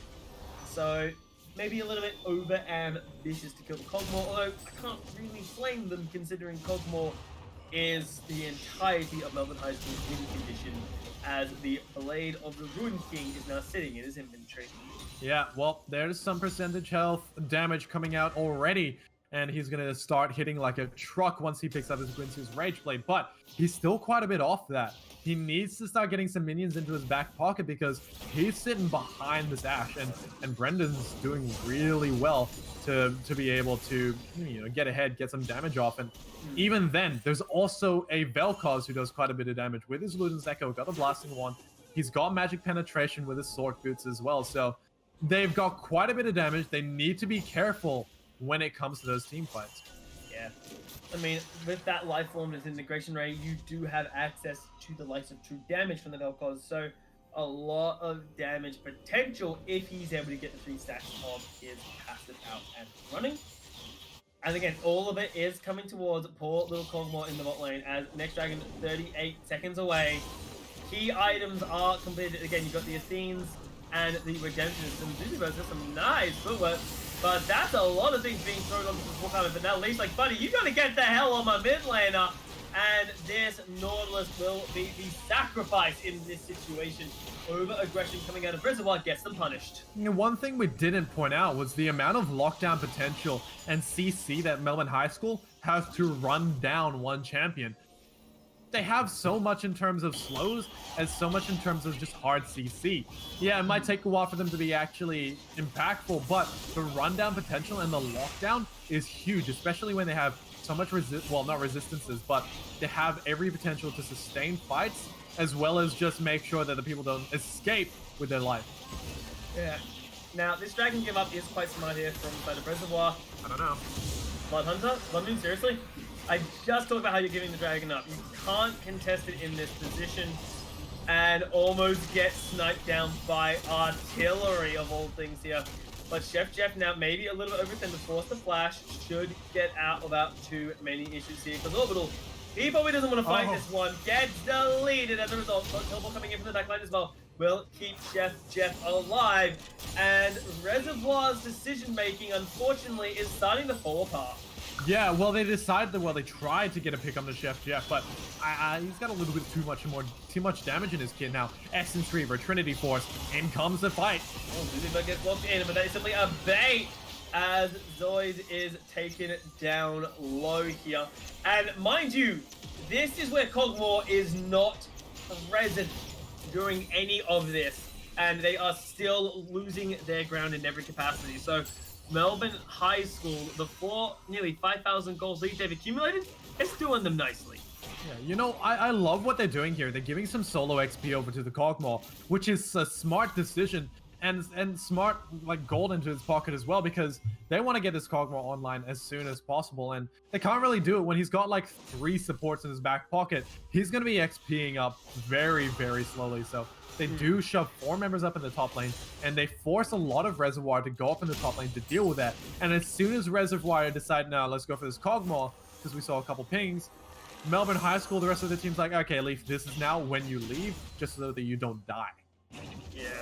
I mean, is it truly, because I know there are some carries that really do rely on the levels. You look at the likes of, for example, the Tristana, really needs the levels to be useful and relevant. Cogmore, maybe it's just me, doesn't feel like that kind of champion. Yes, of course, everyone, you want levels, but it really, to me, at least feels like the gold is what's hugely important. But if they keep splitting up, I don't see why Reservoir can't punish that. We talked about the numerous forms of engage they have. If Cogmore's on his own, Cleanse and Flash are only going to get you so far. Yeah, well, Leaf just needs to be able to get his Q and his W to level 5 in their abilities, just to make sure he has maximum attack speed and maximum percentage health damage as well, and magic damage. But so they do send him into the side wave just to get some solo XP for those. But once he upgrades them to maximum level, he should be good for that from that point on. After that, there's the Ardent Sensor, there's the Redemption, the Ardent Sensor being the main focus here because it increases his attack speed. That just makes sure that upgrading his Q and his W just makes sure he gets the most damage output of his most used ability, well, his auto attacks, and so that he is just impactful as soon as possible. But he only can get to that point once he fully upgrades his Q and his W. Yeah, well, he's 2 levels off. He's got 5 points into the Q and 3 points into the W, so he's sitting nicely on that situation as we're seeing, set up around the bot lane. Now, what is partly alarming is I talked about, well, a way to deal with Melbourne High School's Protect Cogmore is you just split push them. Mordekaiser is in no position to split push against the Gangplank, and we're seeing Karma, she really doesn't want to be in a solo lane. So this situation from Reservoir is their only hope, but I just don't really see it being hugely impactful. As Tico, I would like to introduce you to my favorite Gangplank build, Leandru's Torment. It does exactly what you'd expect it to. It is annoying.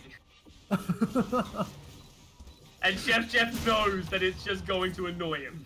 Yeah, it does magic damage. He is going to annoy the heck out of Orbital, but... Oh wait, Chef shouldn't be here. He is in a lot of trouble, caught in the edge of the death realm, and says, alright, it's K, I'm out of here. Yeah. I don't think the communication was great between Zoid and Orbital, because as soon as Zoid decided he was going to start charging up his movement speed, Orbital just decides to press his R button and then isolate it, and then Zoid isn't going to be able to get some damage. Orbital loses out on quite a bit of HP, and Chef Jeff is sitting there looking pretty because he's throwing out a couple of Qs and saying, hey, there is, and barrels, and he's just doing so much damage that Orbital can't really do anything. Yeah, I mean, he's nearly got 100 CS over Orbital. That's the position Chef Jeff is currently sitting in. 100 CS, if you look at the gold difference between the two of them, it is astronomical. 4,000 gold advantage there for him, as I think Susie Bird will get run down eventually. The flash over the wall actually will keep them safe. But I want to respect 4,000 gold is the difference between these two teams. And that is exactly how much Chef Jeff has over his lane opponent right now. It is all in Chef Jeff. Yes, absolutely. Yep. But you can't blame him. Look at the way he's playing. You're playing a Protect the Cogmore composition with a Gangplank who played weak side and is now able to effectively split push. That is brilliant. As I'm seeing chat, that was probably the best Mikhail's timing I've ever seen in my life. Yeah, and they exhausted quite a bit of their resources onto catching out chat. But now the re-engage coming through. Void is taking a look before the fight really begins. Lucifer leading the charge there as the Cogmore is still about to join the fight. Cannon Barrage to buy a little bit of space, nothing more. Lifeform Disintegration Ray catching out two members of Melbourne High School there. Very, very odd. I don't know what the overchase was for. I don't exactly agree with what Leaf was doing in that fight. He just didn't auto-attack. I think he was just too scared, like a lot of Kog'Maws are. They don't necessarily trust their supports, even though you have 3 people shielding you. You need to make sure that you are somewhat tanking those auto attacks because you have 3 people shielding you. You also have quite a few CC cleansers on your team as well. Yeah, Mikhail's push the was used, but you also have a cleanse in your kit. You have a flash in your kit. There's a heal on your Lulu. There's quite a bit of safety in your team that you need to trust in them to be able to do so, or else this composition is not going to work out. And as you said before, oh, what do you mean by Kog'Maw has that? Kog'Maw has the shielding, which means he, of all people, ironically, is the tankiest member of his team when the shielding comes in. So he has to be willing to take some of the damage here. As Chef Jeff's level 16 has to try dance his way out of 4 members. Realistically, though, it's just not going to happen. But, I mean, that was a smart decision coming out from Reservoir. They pick up 1,000 gold bounty on Chef Jeff. Like, 1,000 gold. That is quite a bit of them to be able to bring back into their team. And What did they lose? Nothing. Yeah. Actually, they lost Blood Moon's exhaust. No, barrier. Actually, is what they did lose. Are they? Okay. Does this feel like a desperation barrier to you, Tico? Because it does to me. It does, and they don't necessarily need the Gangplank to take this fight. Oh god. Kog'Maw has 2 items. This could end in nothing short of a disaster if Kog'Maw was able to just 3-hit his way during the fight. Daisy going into fight time. Leaf is onto the sideline here. He's trying to do what he can. Gets hooked in by the Nautilus. Death Realm not laying on the priority members. Leaf is doing what he can on the sideline. Meanwhile, the supports are simply running. A split fight is a disaster, though. Melbourne, you can't afford to split up. You are strongest at 5, and you are scattering to the hills?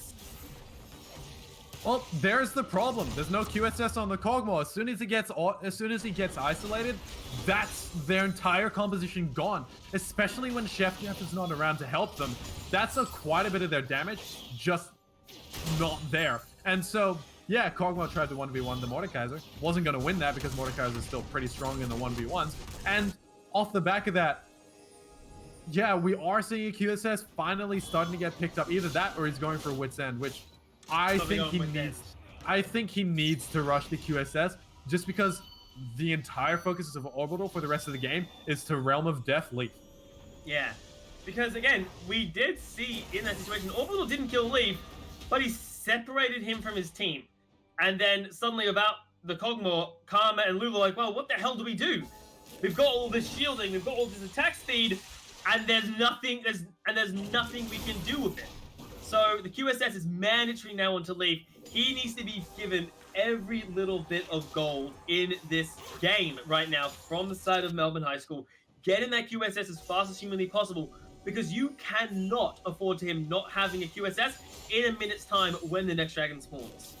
They definitely need to make sure that this Kog'Maw doesn't stay away from his team. As we keep saying over and over again, and we're going to start to sound like a broken record, but Kog'Maw needs to be able to get out of that Realm of Death before the 7 seconds. Thank you. That is critical.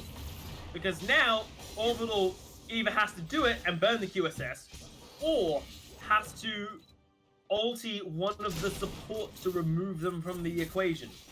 Which sucks when you're the Mordekaiser because yes, you get the kill, but then you hear the screams of your team coming out as they're being murdered by a Cogmore as a beautiful orange gets him out in that situation. And now we're seeing Wildgrove coming out. Can tank? He is. Yes! That's ridiculous! That is ridiculous level the tank is. And now the counter-attack coming through here. The barrels are going to tear them apart. The Cogmore Versatile is enough as well as Leaf runs down 2 members with the backup of his team. And you can't mess that up. Nope. The power of a protected carry composition is the fact that even the split pusher is one of the tankier members on their side. And when you bring the 4v5 into a 5v5, Chef Jeff is going to be dishing out so much damage. He's applying so much pressure onto the rest and those barrels. Oh, those barrels. In the fight, dude, the barrels are tearing people apart. As well as the fact that, you know, it's a Leandri's Torment barrel. Which means when it hits you, it's so annoying because then you've got to deal with the burn of the Leandri's Torment. You're like, come on, man.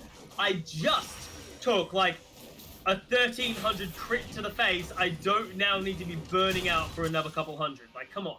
Yeah, and he's going to be dishing out so much more damage with this BF sword item. I wouldn't be surprised if that does go into an Infinity Edge. Just, yeah, you know, it's gotta be. Crit flank, because we gotta love the crit flanks. It's gotta be, right? Because what else would you grab? Like, a Bloodthirster? No.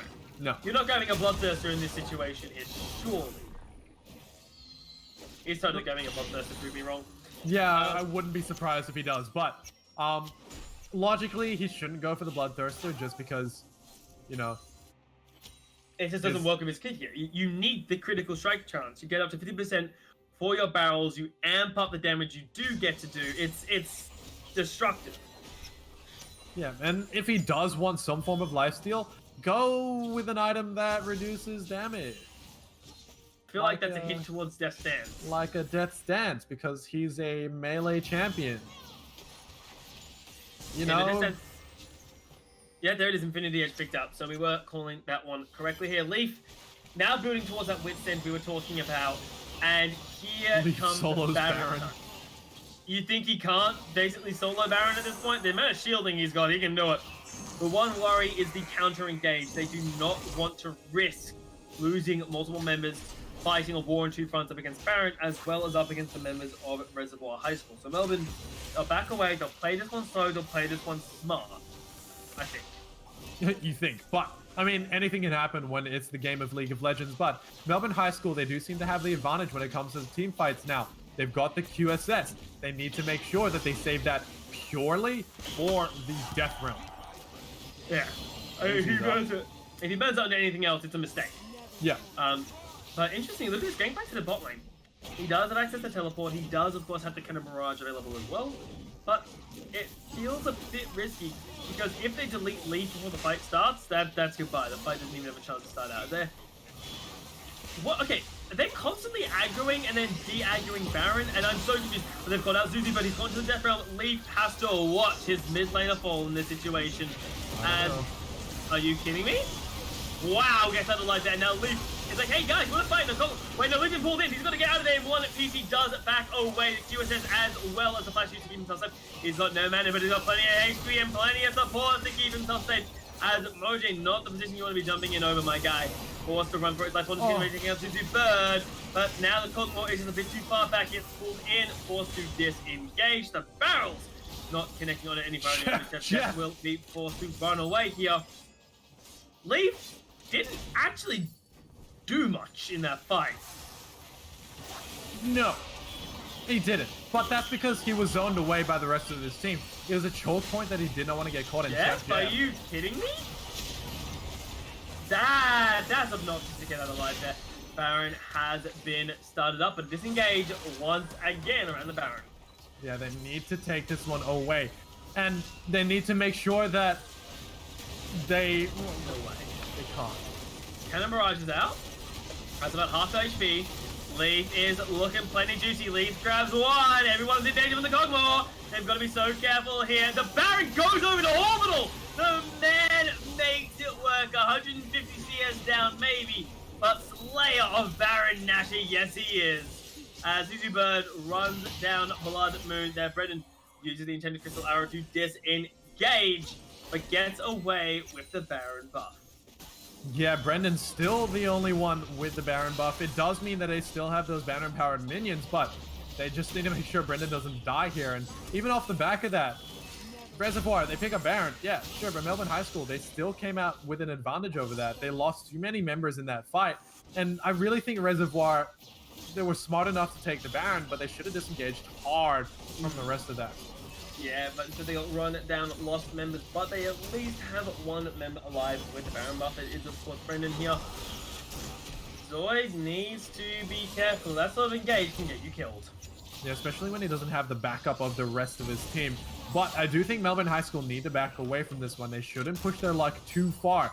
The next objective coming up is Elder in 1 minute, and they cannot afford to lose anyone else in case the next team fight happens just around the back of it. Yeah. Now, something that I would love to address is before I talked about how important itemization is going to be for the side of Melbourne High School. Look at the support. You have a Redemption and an Athene from one of them. You have an Athene's and a... sorry. An Athene's and an Ardent from another. And then the third doesn't have either. This is actually really, really clever. Because now you're not double stacking, for example, the procs of the Ardent Sensor. You might when Lulu builds hers, but you're not preemptively double stacking and wasting gold and buffs coming in there. As chat, yeah, he'll be fine. He just uses the Mikhails to get out one piece. So it's very clear that Melbourne High School have practiced this, and they've taken into consideration the buff that they have to deal with. As we're seeing Stoneplay coming out will not be saving him as Lee forces it back away. They will be able to take down the Nautilus with one more hit, but Nautilus forced to run away. Orbital now is in trouble as well. This is a 4v5 at best. Not that it matters for Melbourne, as they will run down every single member. Gomenesai has been trapped in the death room here. Actually a disaster of all things, because it's the jungler, but Orbital will be forced to disengage. Chat will be able to run him down as well. Cogmore has abandoned his team and is charging into the enemy base alone, but at least he has the attention of Chef, but he falls. Leaf, your whole purpose is to stay with your healers. You have one job. Do it. Well, he had Chef Jeff with him, so that's good enough, right? The oranges heal oh, wait, no, they don't. No, they don't heal the Cogmore. Not in any capacity are they healing the Cogmore. He just wanted to be a Chad like Chef Jeff. He wanted to be all on his own, the split pusher that he always wanted to be. Unfortunately, he can't really survive without his supporters. You are a Cogmore. If you are split pushing on a Cogmore, I'll take my glasses off. I don't want to be seeing that right now. As we're seeing an engage coming in for Zoid, trying to buy a little bit of time, but it's not going to matter once again, as they are simply run down. Sure, they don't have an AD carry, but they have a top fighter, and that's all they need. Chef Jeff grabs himself his first. He'll grab himself his second from Orchard, as he's a tanky Nautilus, but not that tanky enough. Life Hunter's Incorrect turn around. Zuzu Bird will fall thanks to the scorch damage there, as the barrels hit like a damn truck.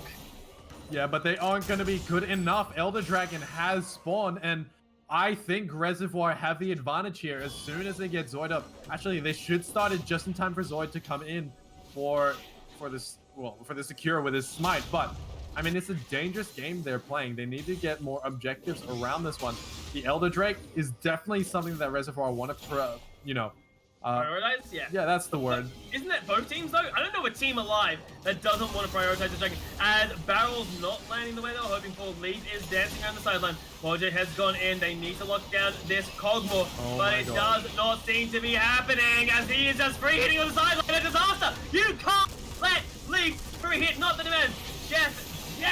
Gets the kills, has the damage output, a double kill for the Cogmore, a double kill for Chef Jeff, and a disaster for Reservoir. Yeah, they left him on his own. They decided they weren't going to focus Leaf, which was the entire point of Reservoir's composition. He's lost! He just can feed into their base. They're trolling me. They are trolling so hard right now. Look at this. Well, they're making sure that Zoid doesn't go anywhere near the base. Meanwhile, Cogmo is soloing that dragon. Zoid doesn't know anything better. And look, easy. 3 Infinity Edges. Because when you just don't give a damn anymore, you bring 3 Infinity Edges like your Jin. Through the base, he's hunting you down. The Elder should be able to proc that one out. Run. Run, buddy! One more ultimate from the Cogmo. There it is. The execution coming out there. I feel like Melbourne High School had a bit too much fun that game. but I can't really blame them. No, it definitely can't. It was a strong composition coming out from Melbourne High School. They played it they played it relatively well. There are some things that they could have done better, but that doesn't matter. I mean, they had the split push online. They made sure that not only was the cog more relevant, that they also had a split pusher that did so much damage. 3 Infinity Edges, overkill, but it did the job. Exactly, it does its job, and when you're that far ahead, can anyone really look at the gold? He had most gold in the game by, I don't like doing maths from stream, but I'm gonna say that's about 8,000. 6,000, 8,000, something along those lines. Like, that is astronomical of a lead for Chef Jeff. And coming into the third game of what could be the last of this series, what do? If you ban Ezekiel, then you have to deal with Gangplank Cogmore. If you ban Cogmore, you have to deal, like, you don't have enough bans to deal with what you have to deal with if you're on the side of Reservoir. You have to use all 5 in the first half, and League just don't do you like that. No, I know. It is Melbourne High School. They have so many options that they can pull off with these compositions. Yeah, that we now know that they can pull off a protect the carry composition, but they also can pull off just the late game scaling composition as well. So what do you ban? Hogmaw. If you're on the side of Reservoir and you're sort of I don't know, scared, you're frightened, and you're like, what do we ban? Kale, Azir, Cogmore, Gangplank. Oh wait, they've locked in Gangplank. Oh god, we were in this position. Like, there is so much that they have to consider coming into this third game. Reservoir, the game for you starts at pick and ban. If you get it wrong, it's an uphill battle there. But guys, speaking of game number 3, it is right around the corner. Do not go anywhere, as we have Reservoir's last hope to stay in here for the state finals of Victoria, or will they fall to what has been a dominant Melbourne High School?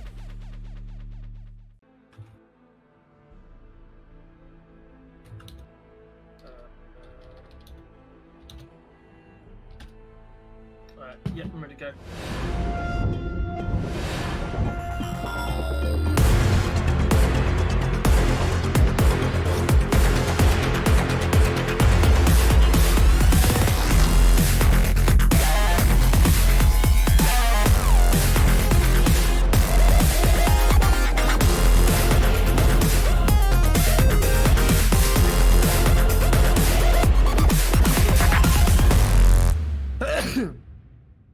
L'chaim.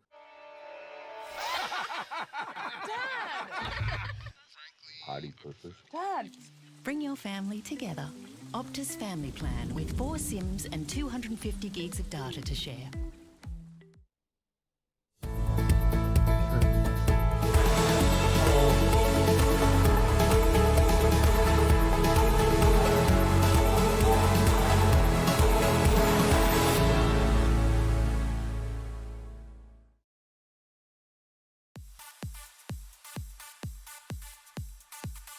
Hey guys, welcome back to game number 3 between Reservoir and Melbourne coming in. You bless you, Tico, by the way.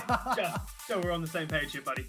But we are diving into the third game here between Reservoir and Melbourne High School, and this should be really interesting between these two teams here, because Melbourne High School has fallen, I was going to say fallen behind in both games, but they just sort of haven't done anything in the early game. Reservoir usually builds some sort of a lead, and then does nothing with it.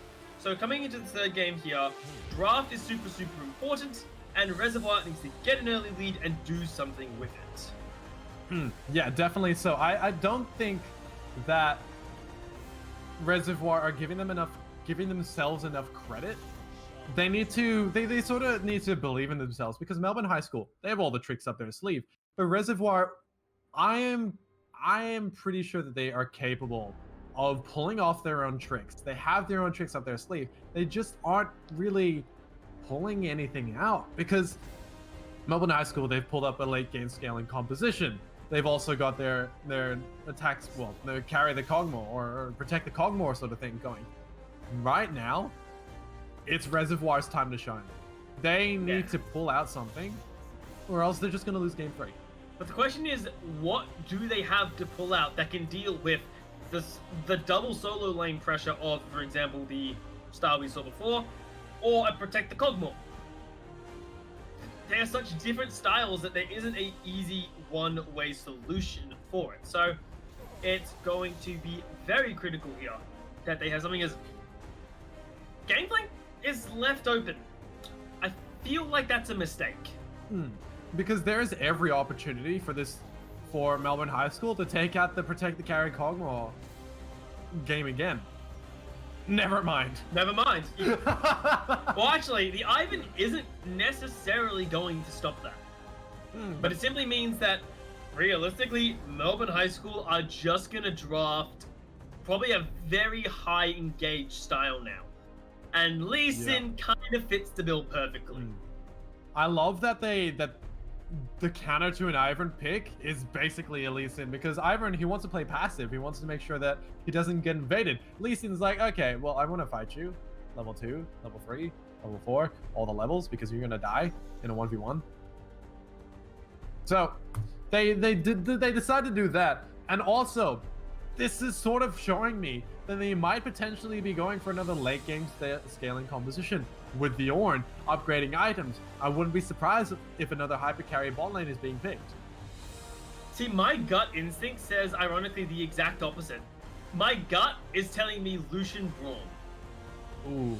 Pick early game aggression, get the Molten Edge from the Ornn onto the Lucian as quickly as possible, and snowball the game out of everything. So that's what I want to see. Okay. Is this a Protect the Yasuo composition? Potentially. I think it's more of a setup the Yasuo composition coming out from Reservoir. I wouldn't be surprised if a Malphite shows his face in the top side. Purely because that sort of mitigates top lane as well. Because Malphite Ornn, not very eventful. Yeah. That's the Nunu mid. Yeah, but I say Nunu is now an AP solo laner. That's fair. That is obnoxious to deal with. This is a lot of cheese coming out from both teams. I mean, we have a set up the Yasuo composition potentially coming out from these guys, as well as just a. I really don't know what Melbourne is doing right now. Melbourne's having fun. They're having quite a bit of fun. I don't necessarily agree with the Lucian Braum composition, especially when they're going into Leona, because what Lucian wants to do is he wants a hard engage. If he does so, Leona can just slap her sword on top of his face, stun his shield in his face as well, stop the ultimate from happening, and then the culling is done. Lucian's lost his mobility. Braum's gonna be like nullified because his Lucian's dead. It's gonna be a different sort of game coming out, but we'll have to see what Melbourne High School pick for their ball lane. So they're not gonna go for something super. Talia Braum. It is actually a Talia Braum locked in here. No, Talia Pantheon. Sorry, I'm thinking the wrong word completely. I'm sorry. I'm an idiot. I'm an idiot. Where is the Braum or the Talia? But that's fine. I mean, Chat's gonna be flaming me so hard for that. I also wouldn't be surprised. I can't tell the difference between the man in Pantheon armor versus the guy without a shirt. I wouldn't be surprised if that Yasuo's ball lane, but never mind. It's the Kai'Sa being picked in the ball lane, paired with the Leona.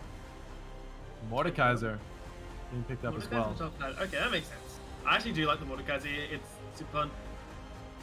Really, Callista? I mean, I can see it. I don't necessarily like it though. Like, I don't think that they're. Never mind. No. All right, they are grabbing that one. So, the bot lane's a kill lane. Callista early game pressure, and you've got Pantheon, who is literally early game pressure. But if that fails in any way up against Kai'Sa Leona, it's just a catastrophe down there, because what comeback mechanics does Callista Pantheon have that they're going to be able to utilize? Look, I wouldn't be surprised because if they do take this, they're not going to play from the ball lane. I wouldn't be surprised if they do that. Yeah, I mean, Callista Pantheon, they have the early advantage, but if they scale in, if they really have to snowball that. And it sort of rests on Melbourne High School's bot lane to see a 4 or 5 man bot lane, because Callista Pantheon, they need to get online early game if they want to take the advantage. Kaisa Leona, they've got quite a bit of hard engage. If they manage to lock down a Callista, she relies on mobility. Leona gets level 6, Zenith Blades, shield stuns, comes in with a solar flare, and Callista's dead. Yeah. But Kalista can dodge them. Because the Zenith Blade can be hard to hit up against good Callista, because of course, as you know yourself, Tico, you can dodge a lot of things with the hopping mechanic. We'll see how that one goes. Melbourne High School, it feels weird. In one way to me, I really like their composition because it's aggressive, it will take control of the game early, and honestly that's what you expect out of them. But it also feels a slight cocky, because if they mess up the early game, where's that late game? Where's that mid game? Like, Callista, sure, mid game great. Nunu can be if you walk into the absolute zero for whatever reason. But I just really worry that if Melbourne High School is relying so heavily on getting ahead early and controlling the game from the get-go, it could backfire completely. It definitely could. And I mean, we talk about how Reservoir might potentially bring something back out of this. They have a little bit more of that late game scale because they've got protection with the Ivern, they've got hard engage with the Leona Mordekaiser. Yasuo decides they have minions that run them down. They got so many dashes for days, and so they do so. But Melbourne High School, they have somewhat of a saving grace. They've got really good team fight composition.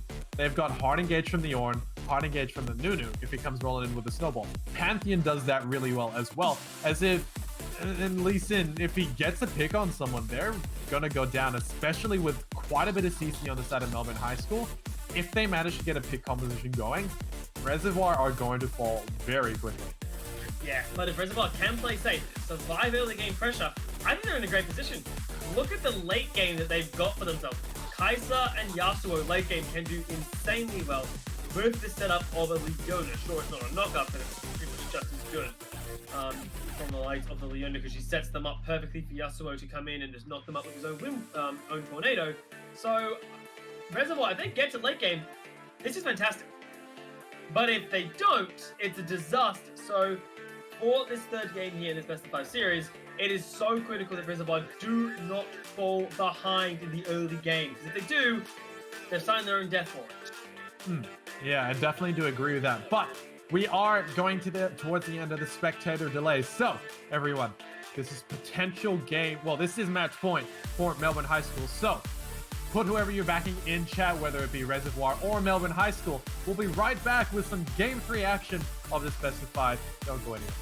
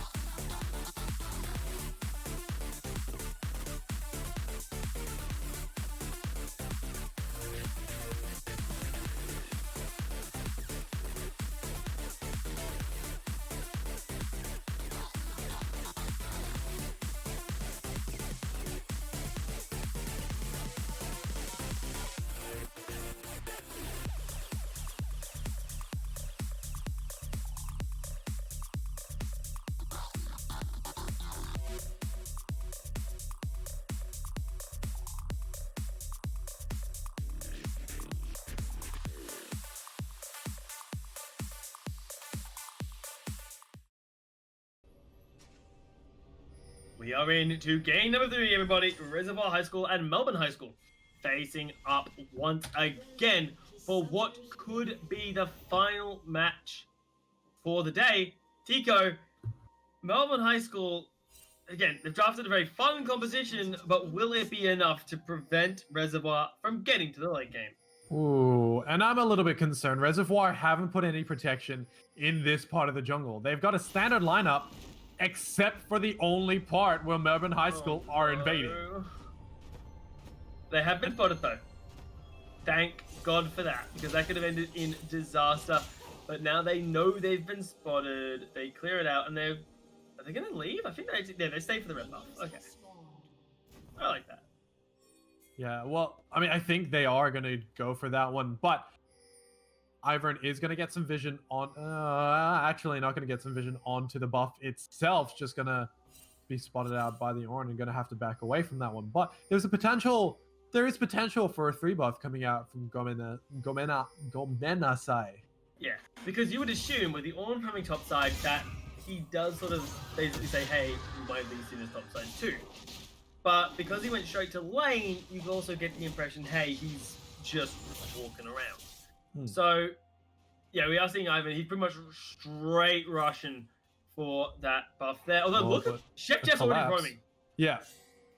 He's looking to collapse that one, but it's going to be a take smite there. So it's basically secured by the Ivern. However, there is a potential to meet. Ornn. What's secured? Zuzuber's coming down, but he's level 1 too. Zuzu there's nothing he can do here. Except take a couple hits, red buff being procced as well. He's in a bit of danger, but he's going to use his corrupting potions to get right back up to it. And Zoid actually doing quite a bit of work with his Ivern. Level 2 engage on the bot side is what you expect. Orbital taking quite a lot of damage. Ignite is down. Heal coming out with a final spear from chat is more than enough to put Orbital 6 feet under. I'm loving how aggressive this bot lane is. They're like, no, we don't even need heal. It's exhaust ignite is basically what they're saying. You don't do any damage. We do more damage than you. Hell, we're gonna take this game away. And then Beck. Oh, come back to that in a second. We're seeing Bloodmoon lovely dodging around here on the bottom side. What's the flash? But a flashback as well. Constant aggression coming out from Melbourne High School is, well, exactly what you'd expect. Yeah, well, they're doing really well to utilize this early game advantage. Pantheon Callista doing really well in the bot lane, but as to be expected, Lee Sin going for some counter ganks, which is as to be expected as well, especially when the mid lane has no mid laner on the side of Reservoir, as well as Shushu Bird. He's gonna get a gank. Moment, he has to know this is coming. Zuzubird has flash. He should be able to get out without too many issues. The flash is tilting. Yeah, tried to dodge that biggest snowball ever, but unfortunately he's not going to be able to do so. It's a huge hitbox. You have a huge hitbox, Mordekaiser. A teleport coming in as well, so he doesn't lose out on many minions, as well as forcing one out of Jujubird as soon as he has to come back. But, oh my gosh. Yeah, this constant aggression is proving a problem. This is 3 men in the mid lane here and a dead Blood Moon, surely. I don't know. No, getting out alive with a lovely dash, but again, Melbourne High School's proactivity in this game cannot be understated and is why they are so far ahead. Yeah, well, I mean, look at this. They are forcing Ivern out. They know he doesn't have any pressure. They know that he has to play it very, very safe. And I also love the fact that Chef Jeff, he's not necessarily a mid laner. He's just a roaming... Well, he's the mid laner. He's a roaming mid laner, but he also isn't spending as much time in the mid lane as Blood Moon is. Yeah, because Blood Moon's spending half the time at base because he's being goon squatted in that middle lane. But it's just style in a way. We saw that with the game playing. He's like, all right, I'll be left on my own. I'll be fine. And we're seeing Zuzubird will get solo killed up at the top side of the map. He has flash, but it is not going to save him from the dunk. No, unfortunately not. And potentially didn't have to waste that flash.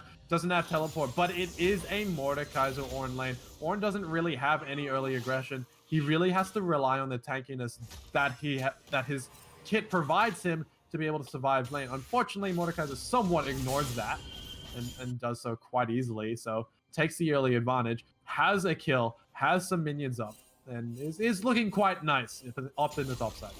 Yeah.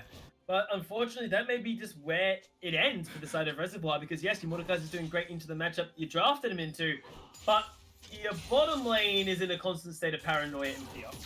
Your mid lane is basically questioning when the enemy jungler is going to rock up in his lane next. So So you just got to be really careful right now if you're on the side of Reservoir. Because Melbourne, they're in the dominant position here. And we know that Melbourne isn't exactly afraid to push the tempo and push their luck. So I would expect gonna say on this Lee Sin to be a bit more proactive because he's now got a Tiamat, which is going to speed up his kill speed and clear up his ability to kill anyone who gets in his way. Yeah, he's somewhat skipped the jungle item. He should be going back to it at some point. But he just, yeah, it's not only just when's the jungler gonna rock up. It's also when's my own laner gonna rock up. Yeah, four-man mid here. Blood Moon, yeah, isn't gonna get alive. Rebel Death Drops on the top side of the map. So Bluebird will fall here, but this is just a disaster. The Yasuo is 0-2. Yeah.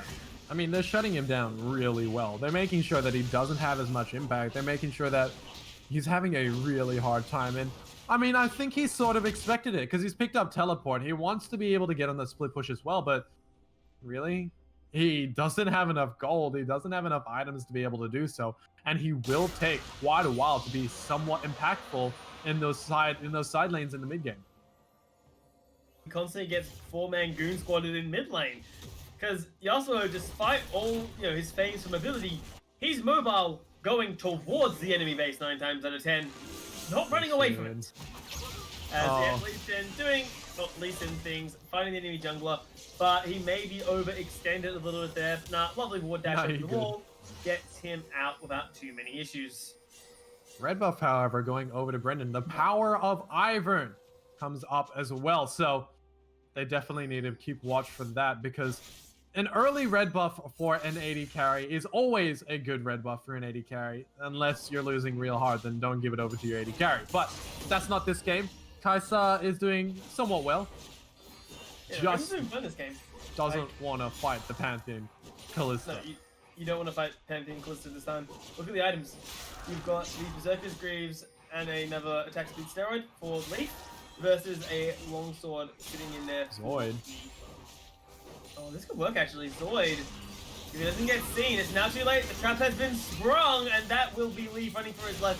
No summon is left available, and no HP bar to boot, as Shat will not make the run either. He will fall, and a beautiful ambush from Zoe. Yeah, and really well done coming out from them. I do think Orbital is performing really well on the support role, so potentially this is the change that Reservoir needed to be able to come back into this game and potentially make it a reverse sweep, especially when Mijobit is performing really well up in the top side as well. He's got a CS advantage. He's got 2 kills under his belt. He's got gold that Jujubird doesn't. Exactly, and Zubird now looking at the death run once again. We are seeing just being abused in the top lane. This is how this matchup's meant to go. There's nothing he can do in this situation. Look at him. He's 1 kill away from death. He's going to get bonked just now. The flash just to ensure that it hits. And really good work. This top lane is going amazingly for Reservoir, as Goblin Sai isn't exactly in the position to do much either. As Bubba, oh, lovely flash Absolute Zero coming out. The shield! The shield from Absolute Zero comes up huge there. Yeah, people on stream was not able to see that, but a massive shield coming out from Chef to be able to pick up a kill there. And, use his ultimate, Absolute Zero, to be able to get a massive amount of damage as well. And I say, ain't it? So annoying to deal with. What is it saying? Oh, this is cruel. This is cruel. So, run! Zoid has to run for his life, but it's not gonna matter. Daisy comes out, and Daisy goes home. That is the cruelest ambush I've seen in a while, Tico. It was rough. It was, I'm not gonna lie, that was a rough one.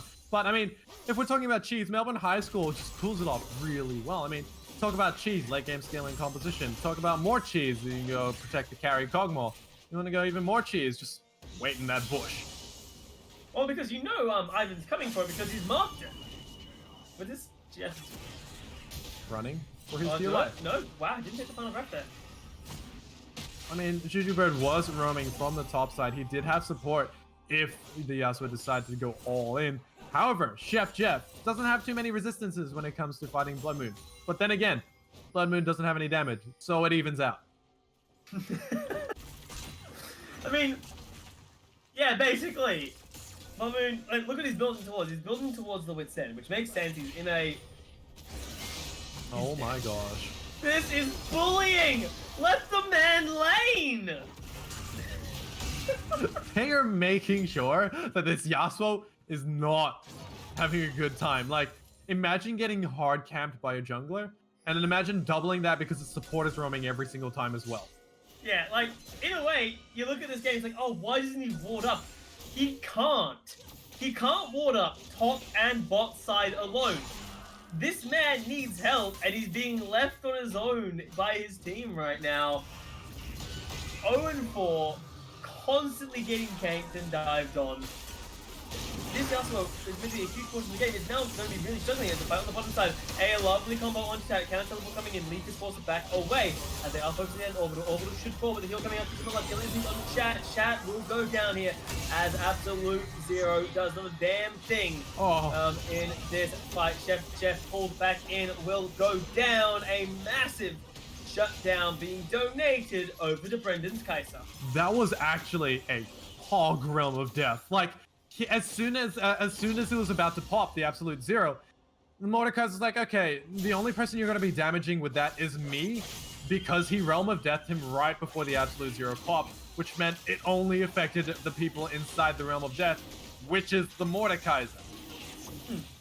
And when you look at the itemization, Mordekaiser's got a lot of health. He ain't gonna die to that. I think Blood Moon, he doesn't like this game. He's getting bullied by the support, man. He's having a hard time. He's having a real rough game. Like, there's no way to put it lightly. This Yasuo is getting camped hard. He's not having a good time.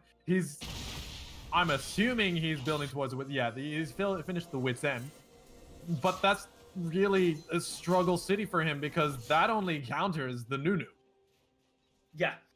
It is simply a knee-jerk reaction saying, okay, I need something to deal with the Nunu. I need something to heal me when I get low because I'm spending most of this game at low HP.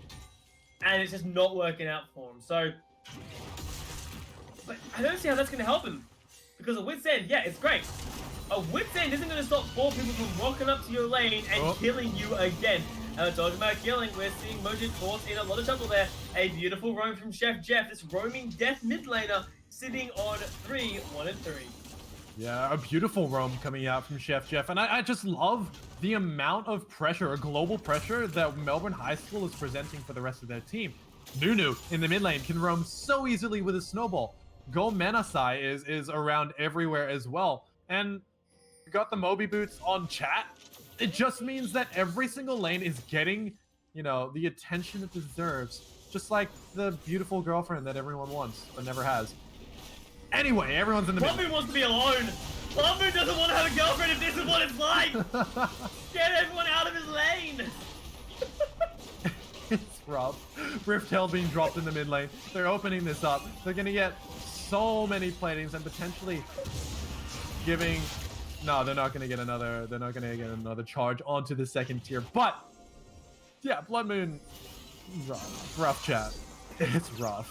It's about the most abuse I've ever seen a mid laner endure, because he's not mid laning. He's death laning at this point. Solo flanted by a little bit of time. Chat's taken low, but it's not gonna matter. Brandon has started sending something over the killer. Is it with a shield from Chat is massive. Forces to engage. Panicking Daisy is charging forward, but will not really be able to do anything more than that. As I love this strategy, as much as it is bullying of Blood Moon, think about it logically. There are 2 primary carries in team fights, Yasuo and Kai'Sa. Kai'Sa will forever be safe and has to get close in order to fight you with the ultimate. Blood Moon has to get close to you anyway. You might as well make him irrelevant before the fight even begins. Yeah, it's gonna be a rough time for them. But I mean, Blood Moon, he's not gonna be relevant for a while. I'm gonna be frank here. He's been camped way too hard for him to be actually relevant. His lane is gone. It's not any fault of his own. Blood Moon actually is performing somewhat well. It's just that he isn't. He's been camped hard. Yeah, I think that's just what it's called, the Dyrus effect, I believe, is what it's called. Definitely the Dyrus effect. While we have a pause, Tico, without looking, without cheating, I want you to tell me who has more gold, Blood Moon or Chat. It's Chat. Chat obviously has more gold. He's got No, what? Blood Moon has 100 more gold than Chat. Oh my gosh. That's how far behind Blood Moon is in this situation. He's 2,000 gold on his lane opponent. He's at less gold than his both primary carries on his team. He's being just given the roughest game to be in this situation because he's had 4 men in his lane constantly. He hasn't been given time to farm. Like, I love the strategy from Melbourne High School. It's cruel, it's devious, it's downright distasteful. But it is so effective. Oh yeah, it's working really well. But I have to give him credit. I have to give Blood Moon so much credit in being able to, not tilt as Yasuo players do, as well as he's kept up really well in CS. Granted, Chef Jeff does a lot of roaming. Oh yeah. But you still got to give him credit for being able to get more CS than Shushu Bird. He's got more CS than Leaf, who's been staying in his lane for most of the time. And he's actually keeping up in CS with his other two carries, being the Mordekaiser and the Kaisa. So, looking at how the game has gone for him, he's actually performing really well. Yeah, it's that matter of, you look at it stat-wise and you're like, what is going on? Why is this happening? And then you realize that he's literally had 4 people in his lane for over 50% of laning phase, and you realize, yep, you know what? Fair enough. I probably couldn't do any better in that sort of situation. But the rest of the map, despite the mid laner struggles, is going well. Mordekaiser has got his Morellonomicon rushed and ready to go. The Kaiser is 3-0, building towards the Quincy's Rage Blade, as well as sitting on the Mirror Mana, ready to upgrade to the Mana Moon, the Mana Moon to the Mirror Mana. And yeah, sure, one of your carries is going to struggle, but your late game insurance policy of the Kaiser is still ready to go, is still up and available. So it's, it could be worse. Yeah, it could be 100% worse. Like, the Yasuo doing really well, got the wit's end. But I want to look at everyone else. Brandon is not going the somewhat new Korean build with the Serrated Dirk first item. He's decided he is going to go for the Manamune, which is, he's going to upgrade his Q a little bit later, but that does mean that he'll have a little bit more all-rounder. He's going to spike harder at level 3. It's more of a scaling game, it shows me, that Reservoir are going to be playing. Yeah, I mean, Reservoir... I'm nervous for Reservoir in another way, Tico, because this is game 3. They lose this, they're done. They cannot afford to lose this game here.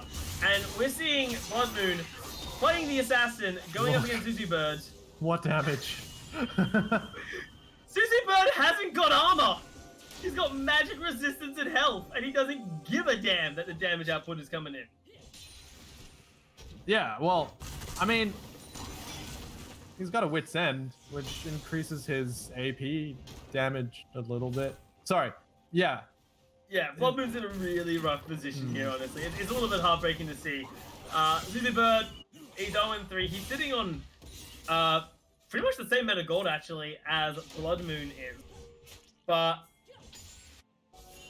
it's not exactly brilliant when the tank can afford to fall behind. Because tank stats are immortal. Your damage dealer can't because damage is finite. So we're seeing Zoid caught out of position. Going in on... What is that, Zoid? You are so low! Get in the Uber! You're lost! Yeah, like, it's rough. I mean, it was a good play. It was like potential streamer shuffle, but with Ivern, so like the forest shuffle is what you could call it.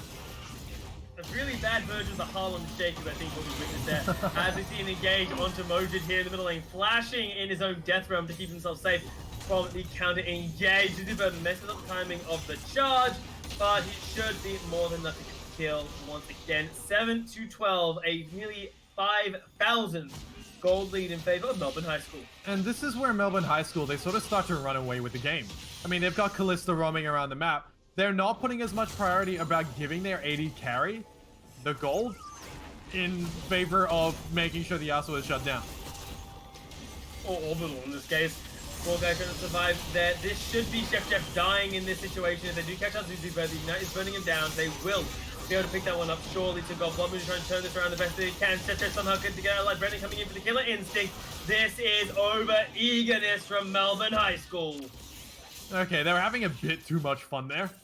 And yeah, they decided to dive a turret, second tier turret, when they weren't really collected. I think they're just having a little bit of a lot. They need to take a step back and realize that they could potentially throw this game by doing this. Yasuo has picked up 2 kills. He's got more gold in his pocket now, which means those 2 kills actually potentially could turn this game around because Yasuo is starting to deal quite a bit of damage. Yeah, Yasuo's playing safe now. This side will steal the dragon right in the face of them. And he's going to try to turn this around. Gets the kill. Going to the side. That was an amazing play. The mad lad himself gets out alive. And Brendan forced the heal to try and get out alive too. Absolutely clean coming out from Gomena's side. Uses... well, that's exactly what he says when he gets out, right? Well, yeah. He's clean. I mean, any Lee Sin players that get out alive while they're on like 10 HP, you call them, you know, Insect who? Insect what? Oh wait, you call him Insect. Insect is the kick to send a member of the enemy team into your team. Escaping alive is just good mechanic. Oh no, I'm talking about Insect the player. Like back in what, season 3, he was a god tier Lee Sin player. Back in the days where Ryu got wrecked by Faker in the Z1v1. Anyway, yeah, no, yeah, look, he had to go back to NA because of that. That was unfortunate, but we'll talk about that. I think we'll stop. Conversation for a later time, perhaps. I think Richard started up here on the top half of the map from Melbourne High School here. Wanted to continue to build their lead, but the rest of the teams are filtering in. This is going to be a fight. Solar Flare lands on absolutely nothing. And the counter engagement becomes through a blade of the forward shot coming out there. Bloodmoon trying to hold onto the sideline. Not that it matters when he will come to dust. The Richard is trying to do what he can. It does get taken down. The time coming through though. Zuzuberg trying to buy a little bit of space, but Leap and Goblin Nisai are both hanging around here. Zuzuberg gets out alive. Mojavit, unfortunately, will not. He will crumble to dust. But at least, on the bright side, Rift Herald was secured by Reservoir's high school support orbital. Yeah, it's gonna be...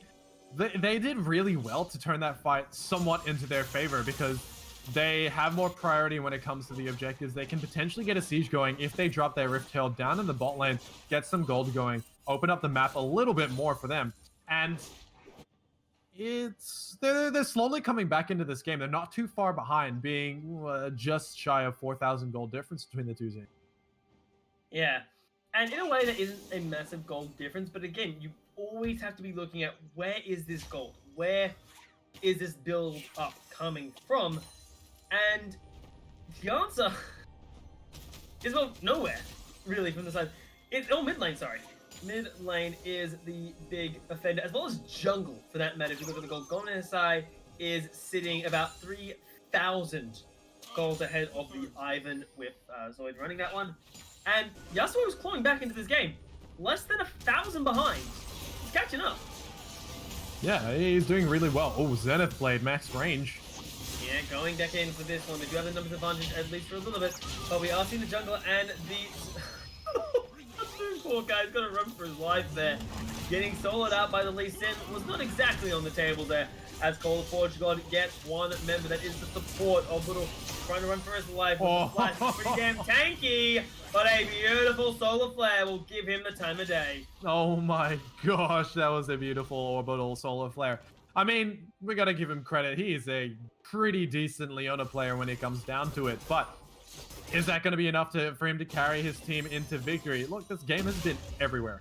The Yasuo has been dunked on too many times in lane, but we all know once the Yasuo hits 2-3 items, he's going to start dealing some mad damage. And even though he's got a Wit's End first item, he still is quite relevant in this game. Yeah, exactly. I mean, he's sitting at 50% crit there, as we're seeing Chef Jeff being obnoxious with his Leandri's Torment, unsurprising in this situation, given what he's doing Gangplank. He's more than likely going to die here, as well as Shat on the Pantheon. Overextension, over aggression. Melbourne High School need to chill. But then again, they don't really have time to do so because the scaling is in favor of Reservoir. Melbourne High School, they need to get these picks going because really the only way they're going to be able to counter Reservoir is their pick potential. If they manage to get a Dragon Rage Lee Sin kick and then pick out one of the members, potentially Kaisa or, you know, one of the squishier members, one of the carries, then they should be able to take that 4v5 team fight. Also, when taking a team fight, we are looking at something a bit aggressive here in the mid lane. We'll be backing away from both sides. Dragon spawning in 15 seconds. Kiko is going to be the 4 for the game. It is, of course, another Cloud Dragon. What are the chances of a contestation here, in all honesty? Like, is Melbourne High School that focused on it that they need to be the ones to do it? I think they just want to get some control over it. Leona is backing, so Reservoir know that they have to give this pressure away, and I don't think that they're going to be contesting this one just because they at the back of that team fight, they decided they weren't going to reset, and so they're down in items. They're down. They have a lot of their gold in their pocket, and they have to reset it, which means they have to give away the dragon. Yeah, that's Dragon 3 now donated over to Melbourne High School, and that is a worry. Because Reservoir are now having to face down the imminent threat of the Elder Dragon coming through from the side of Melbourne High School, as well as the cooldown reduction. Pantheon loves more cooldown reduction because it means he can just look for plays around the map more and more often. So, Melbourne High School looking at one in their eyes as Masterworks are finally coming through as well. Might of the Ruined King now sitting in Leaf's inventory. Oh, come on. You got to call it by its unofficial real name. What's its unofficial name? The ornaments. I hate you. I hate you with every fiber of my being, Tico. Well, I mean, you have to call it the ornaments. That's the only way you call them. But talking about the ornaments, he's actually doing quite a bit of damage over to the Mordekaiser, so got to be careful now. Shushu Bird has started scaling. Yeah, Zuzubird, I mean, oh god, this is cruel. I love the attempt here, but they need to be so careful. Death Realm is available, and they will drop it down onto Zuzubird here, who will back away. But Chat's arrival could turn this around as he realizes, wait a second, there's more of them here than when I started. I don't want to be here anymore. Running for his life, and just gets cut down. But, wow, oh wow, Baron?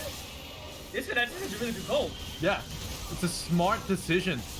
But Chef, I mean, it's a Nunu. He can go in and steal it. No, not able to steal that one. I got so excited for the Nunu's shot steal, but not able to make that one work as the recalls are interrupted. But that shouldn't be too much. Like, Moby Boots from Orbital should get him out without too many issues. Yeah, well, Right. I mean, the Baron pickup was a smart decision. They had quite a bit of pressure from Chef Jeff, but I mean, Alright, goodbye, Orbital. okay. Anyway, clean coming out from Gomena's side, but I mean, it's a Nunu without smite, so he doesn't have as much steal potential. Ooh, a W is gonna kill that. The Void Seeker. Where one more hit will do it, proccing that passive, but not gonna work out for him. That one. In this situation. So Baron now over for the side of Reservoir is absolutely massive for them, and I think really, really good. Because they're now in the position where they can start moving around the map and making the pressure plays. Bot lane tier 1 is still low, but able to get taken out. The tier 2 in the mid lane, sorry, tier 2 in the top lane is also still a possibility. Or they can simply just use it to buy time and get access to minion waves.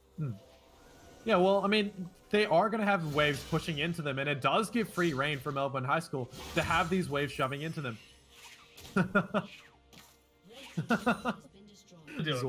Zoid used his passive on the Ivern to mark Raptors early on.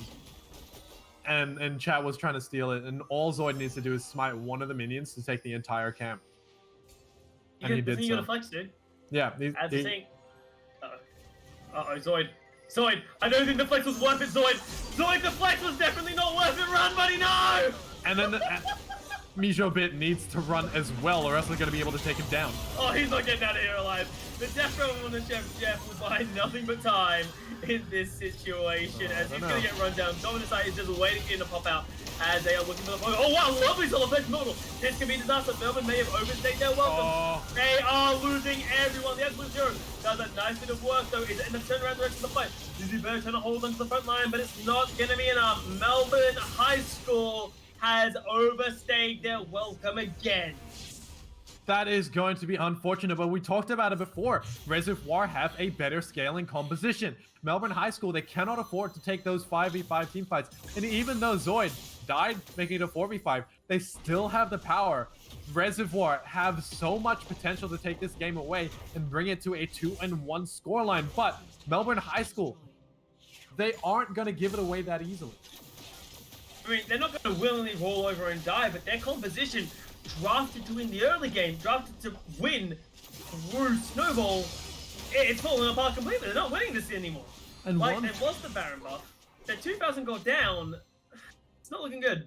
Yeah, and one problem that Melbourne High School are facing is that Brendan is one of their major carries. They need to make sure that they shut him down because he's building towards that Nashor's Tooth. He's gonna get that W upgrade. That's also given him his Gwinsu's with a BS sword. That's gonna give him he's got all his upgrades now, being the Q, W, and E. He's gonna be a hard person to kill.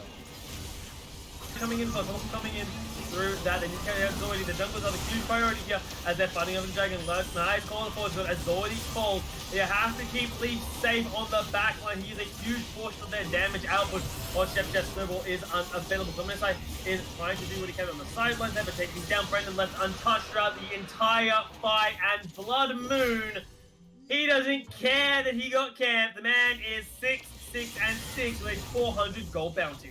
That is so unfortunate for Melbourne High School. Leaf not doing enough damage. Yeah, they drafted for the early game, but they needed to make sure that they had that late game advantage, and I feel like Melbourne High School are playing this one too relaxed, as it does look like they're potentially going to lose this game.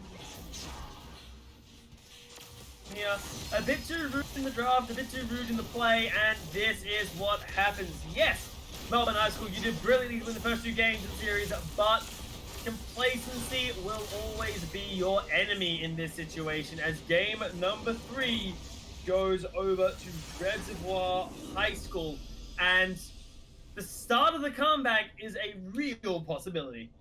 Yeah, it is definitely a possibility now that Reservoir High School have shown what they are capable of. But look, I'm not saying I don't believe in Reservoir here, but Melbourne High School are known to drop a game for fun. And that draft, I know Melbourne High School are capable of doing better in the pick and ban phase because they locked in an Or Nunu early, and they left the Callista and the Pantheon late, which means we know that they could have drafted a better AD carry for that composition. They could have gone for more of a late game scaling AD carry with some early game pressure. As you said, like the Lucian, does a lot of DPS. And they just need to make sure that they have that late game scaling because we know Melbourne High School are capable of doing so. Exactly, but coming into the 3rd game, maybe a bit, again, cockiness is a problem. Coming into the 4th though, Melbourne High School should realize, okay, let's sit down, let's not mess this around, let's wrap this up nice and clean, give the opponents as few chances to come back into the game as possible, guys. But on that note, we will be taking a short little break before we dive into the 4th game of this series here. Reservoir, they've gotten 1 game down. They've still got to win 2 more if they want to have a chance of winning the regionals here in Victoria, guys. Don't go anywhere. We'll be right back.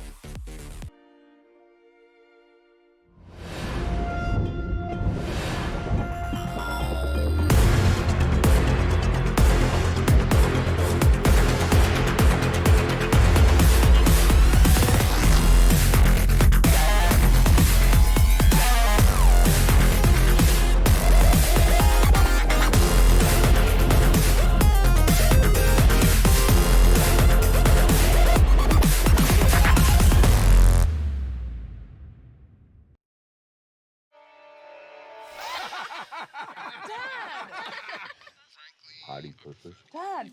Bring your family together. Optus Family Plan with 4 SIMs and 250 gigs of data to share.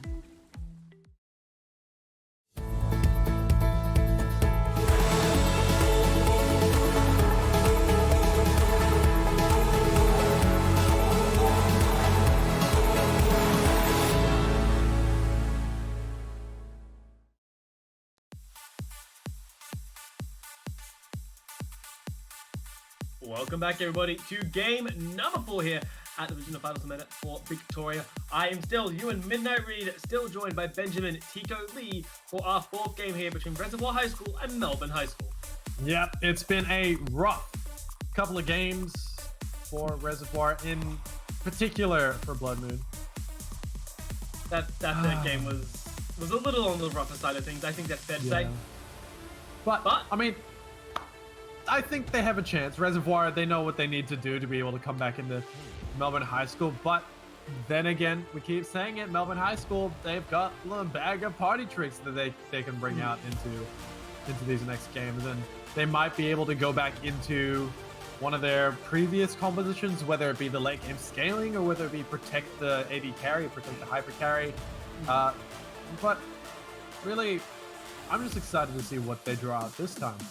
Yeah, because Melbourne High School, you would expect to be able to win this game without too many issues, assuming they don't mess around.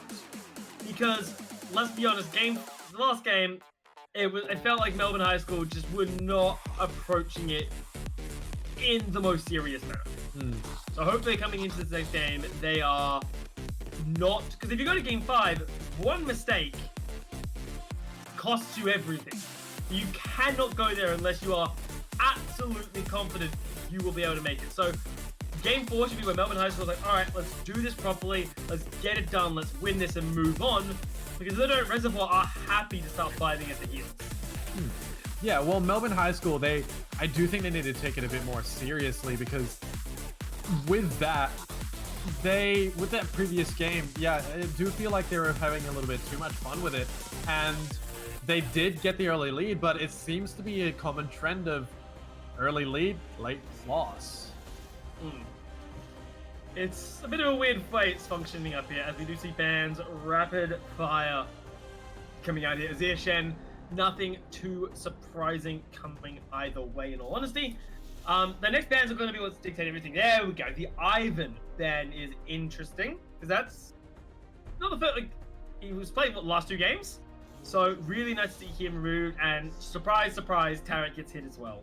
Yeah, well, I mean, it's a huge support that you want to take away. It makes your entire team invulnerable to damage for a couple of seconds, and you really want to take that option off the table, especially when no one's banning the E. But that strat is old, as an old strat, you know, Tarek E.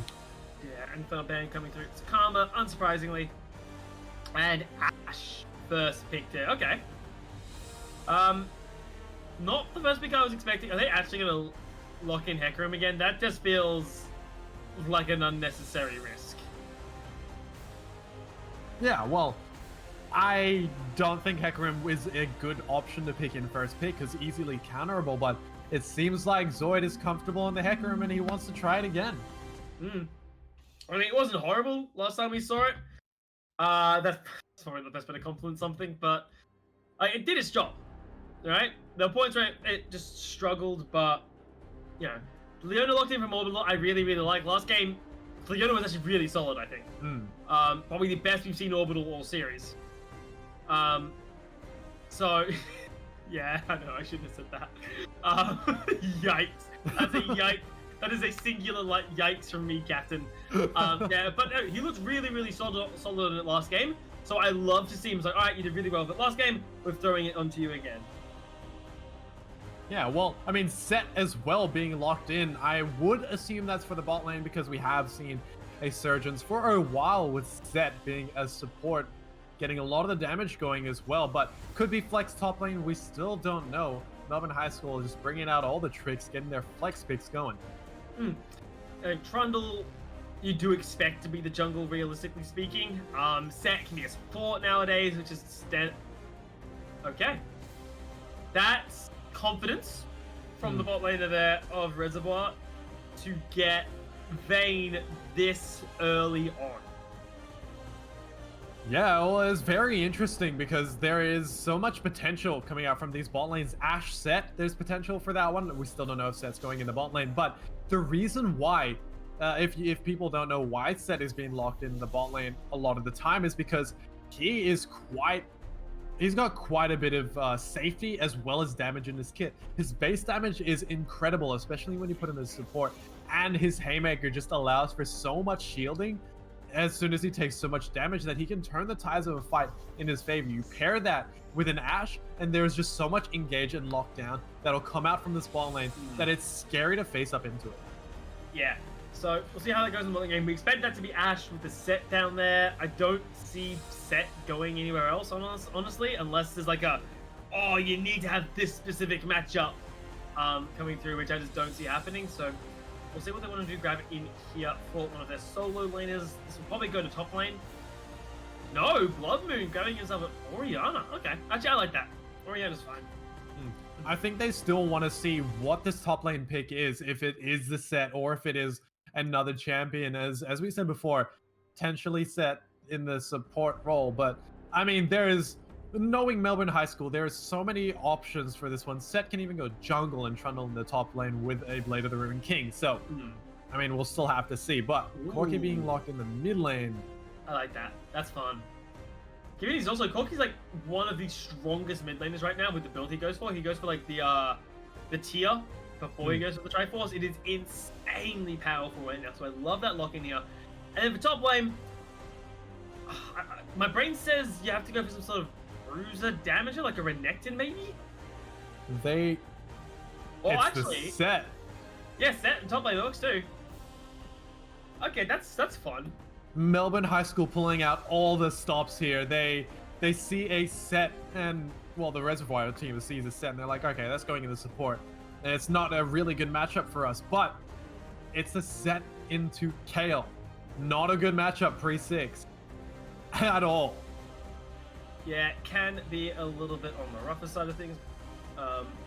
There, like, the whole point behind Kale is that you're safe, you shouldn't be able to get engaged on, and you can disengage as you wish. The worry is that Set has about 4 ways to engage on people right about now, and none of them is a way that Kale can prevent, because he just runs at you. Kale has a movement speed boost, and that's about it. Yeah, well, I mean, if we want to focus down on the bot lane as well, looking at the Ashe Thresh versus a Vayne Leona, a lot of single target burst damage coming out from Reservoir, and Thresh really does not want to hook any of these in. Hooks in the Vayne, Leona's gonna get on top of the Ashe, and there's no damage output coming out from the Thresh Ashe. Hooks the Leona, that pulls the Leona in closer to the Ashe to make sure the Leona locks down the Ashe, and then Ashe does no damage, and Vayne target focuses Ashe, and then down goes Ashe. Really, they want to utilize this bot lane as sort of safety. I wouldn't be surprised if we start to see the Thresh roaming towards mid lane, get Corki online, because I feel like his Corki on Chef Jeff is going to be that carry. Because Ashe, yeah, does consistent damage, doesn't necessarily do the most damage output. Put a Corki rushing the Manamune and then building a Triforce, doing so much damage already. If he's into an Orianna at level 6, he's going to have a field day in terms of being able to dish out some damage, stack up his tier, being able to do everything he wants to do, and playing it safe.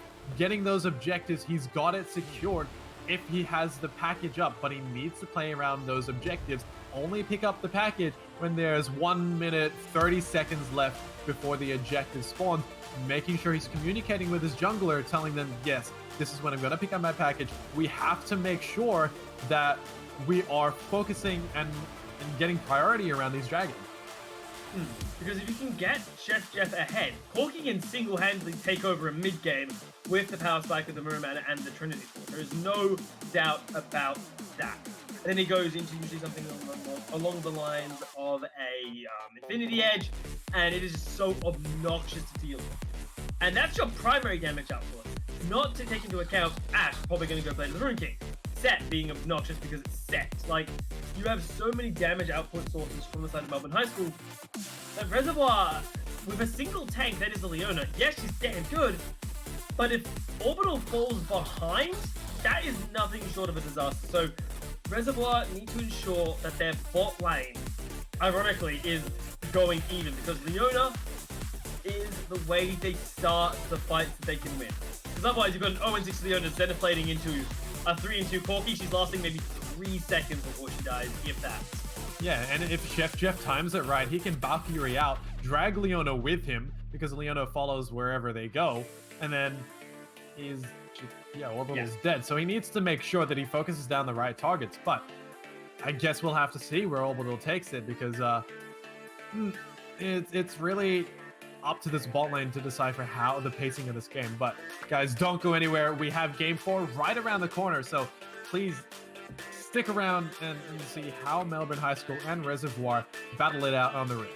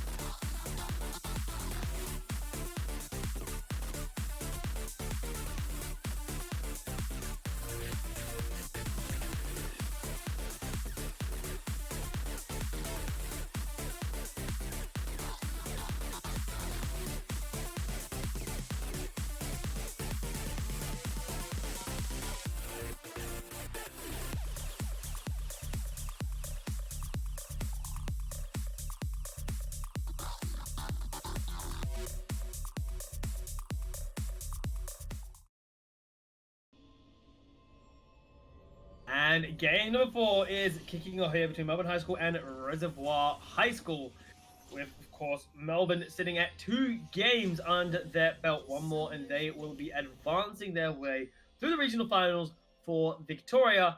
But Reservoir stands in their way once again. And, well, Tico, the real question becomes, if Melbourne High School plays aggressive unnecessarily again, no, we might end up in a game 5, aren't we? Well, potentially, but I do think that Melbourne High School has somewhat of an advantage here. They have the range with the Corki and the Ashe. They can sit back and poke, really, is the safety of their team. If they don't want to take fights, they disengage. The Trundle has his Pillar of Ice. Corki is Corki has his Valkyrie.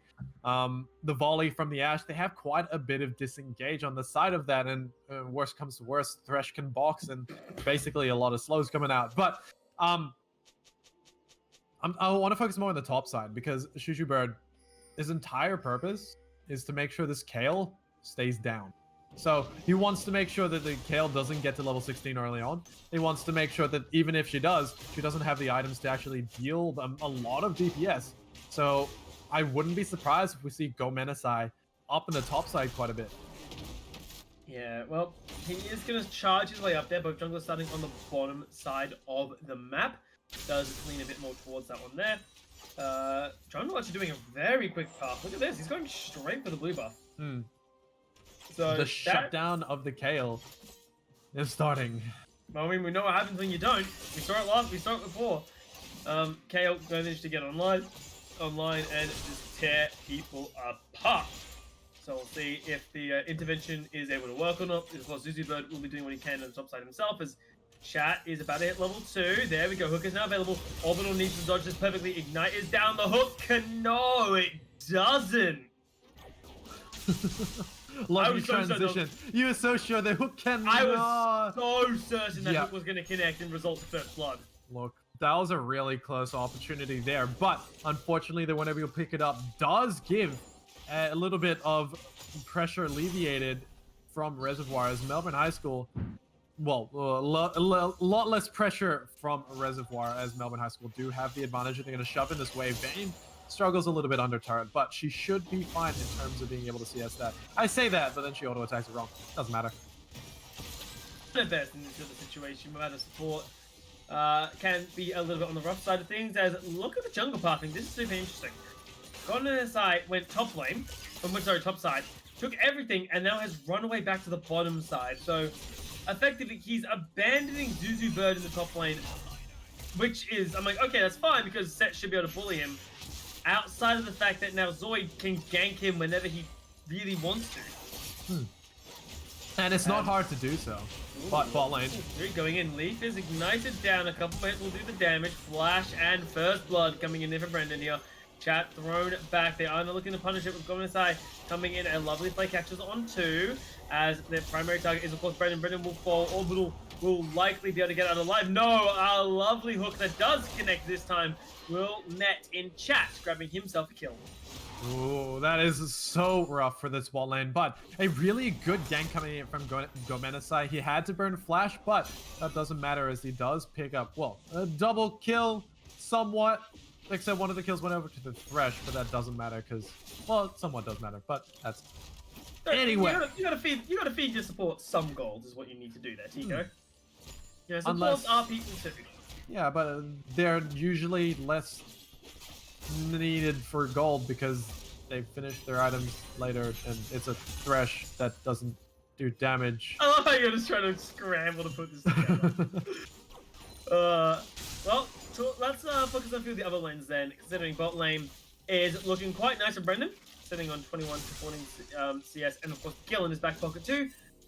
This middle lane, Corky approaching level 6 here, started the 4 items, Cole really trying to push that advantage here, and I really am curious because there's no way he doesn't go for a tier build, but he's actively hanging around with 1100 gold while having access to teleport, so it's interesting that he's choosing to stay here.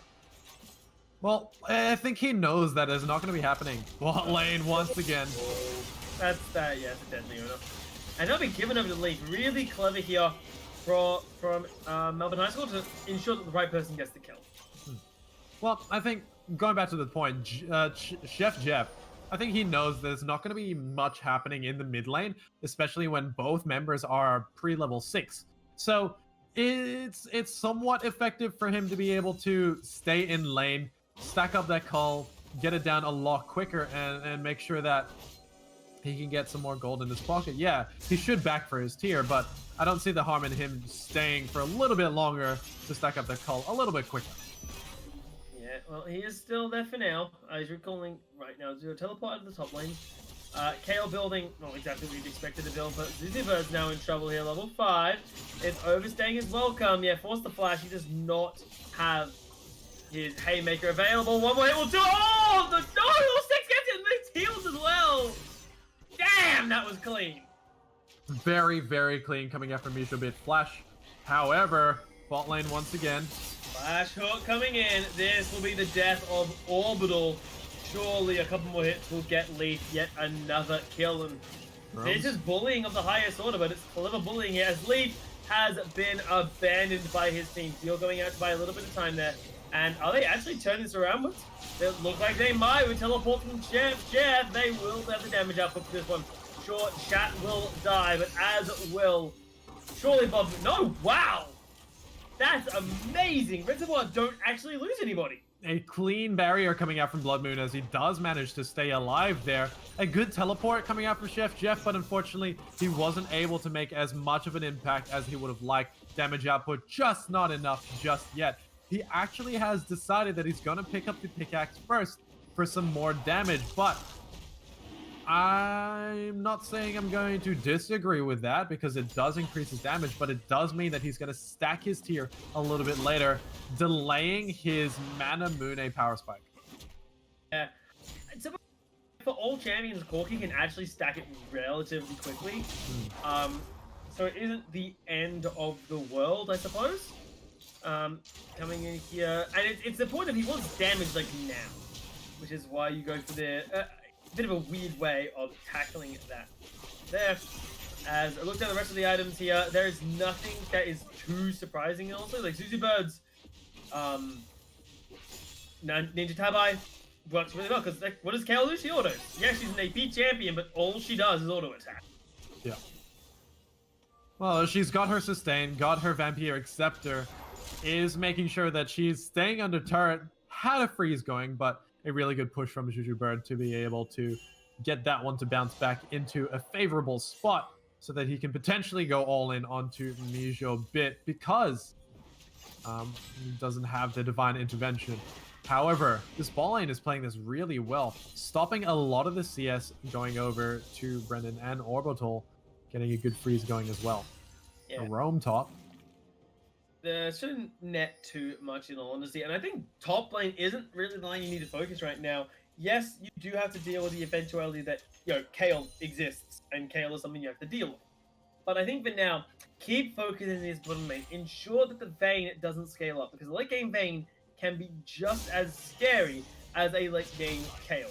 So you've got two lanes that you just need to be putting prioritization on in terms of putting pressure on them, getting kills against them. And it looks like at least top lane is going to be the guilty party here. A lovely pillar is exactly what you need, as Divine Intervention will be saving nothing. Unfortunately, that's not going to be able to save you, especially when... Oh my lord, that hook! Oh, okay. That was a bit rough coming out for Orbital. Brendan. Oh, they need to be careful here. A lovely counter take from Zoid. They are very split up here. Leaf will eventually fall to one more helicopter of the Hector room there, and then Brendan. Oh! Chat, you will die for this, but that is the greatest flex I've ever seen. That's what I like to call the dubstep ignite. He sort of walked away from that one, but it was just a beautiful display of actually you're not gonna pick up the kill, Brendan. And chat, we got to put a pog in chat, guys, because that was a big outplay. And what I loved about the stopwatch there, because it's Triumph, it stops the Triumph proc when he eventually does die to the Vayne. So it's chat actually being like, yeah, you see so many people waste their stopwatches on situations where they're gonna die anyway, and it's not even buying time for their allies. But that was a very good stopwatch timing from our man in the bottom lane there. Chat now. We want to see him roaming there. You talked about chat roaming, and we are finally getting to see him moving around the map here. Looking at mid lane, but he shouldn't be able to make this one work.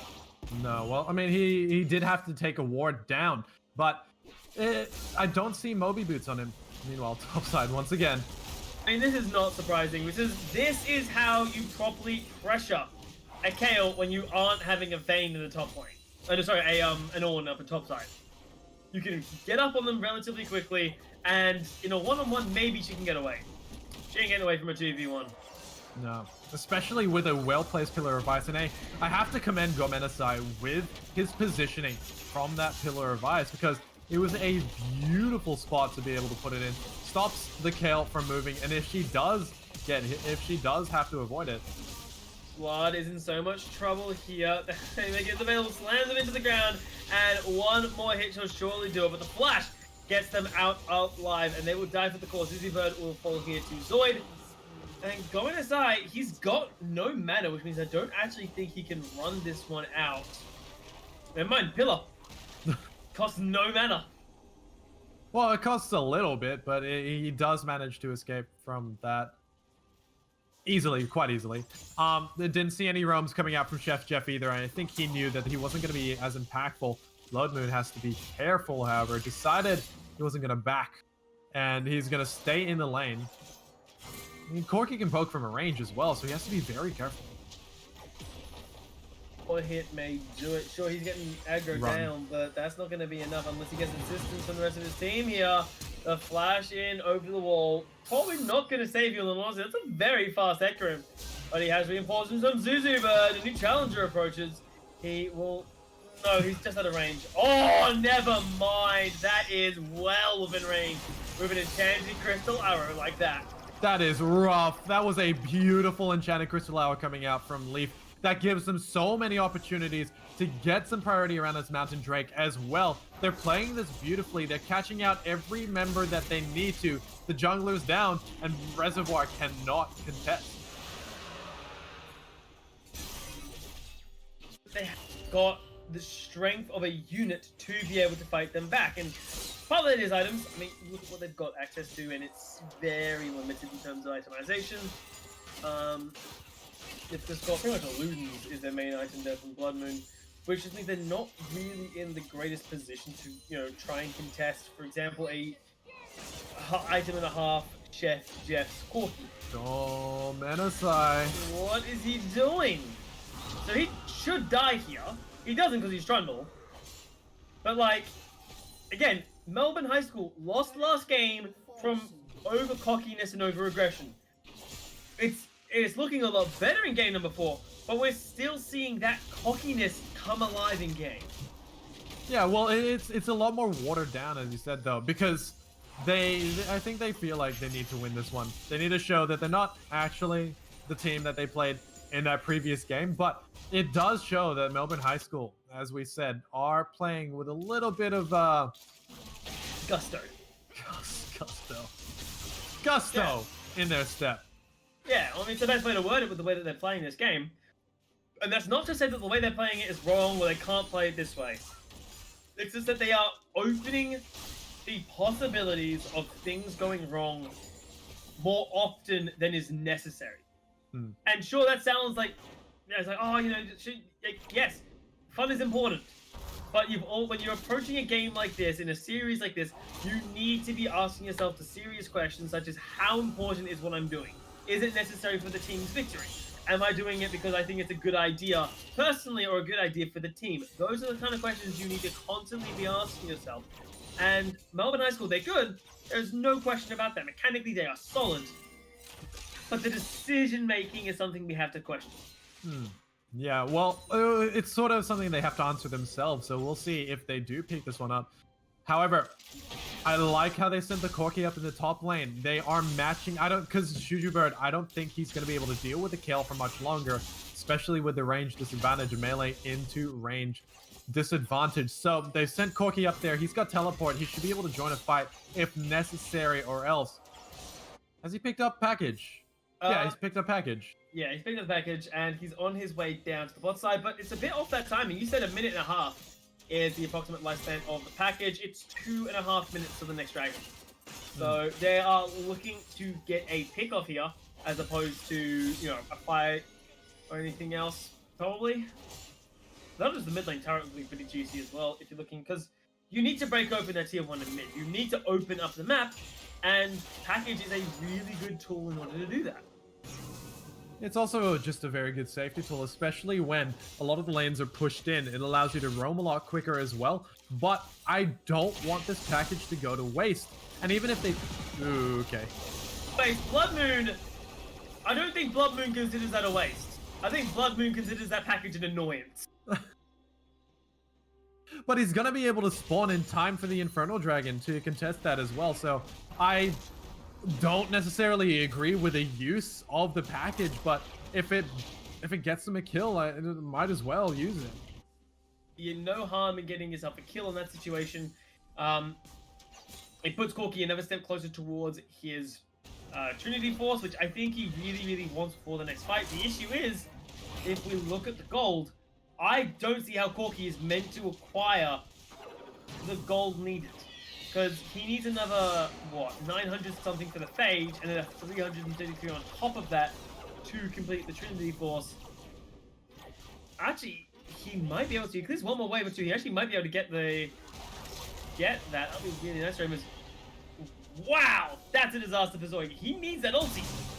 That's a lot of respect coming out from him as well. And 45 seconds left on the timer for the Dragon. He needs to be able to not be caught out like that, because that somewhat gave away the Dragon in terms of a massive team fight. If there was potential for that one, there's only four ultimates left on the side of Reservoir, and it's a huge CC tool as well. If the Hecarim lands it onto 5 members, they scatter and they're feared, and that's about 1 second of them not being able to do anything. And with that down, it is the only one down, at least for now. But the more concerning thing from Melbourne High School is look at the itemization for the Corki now.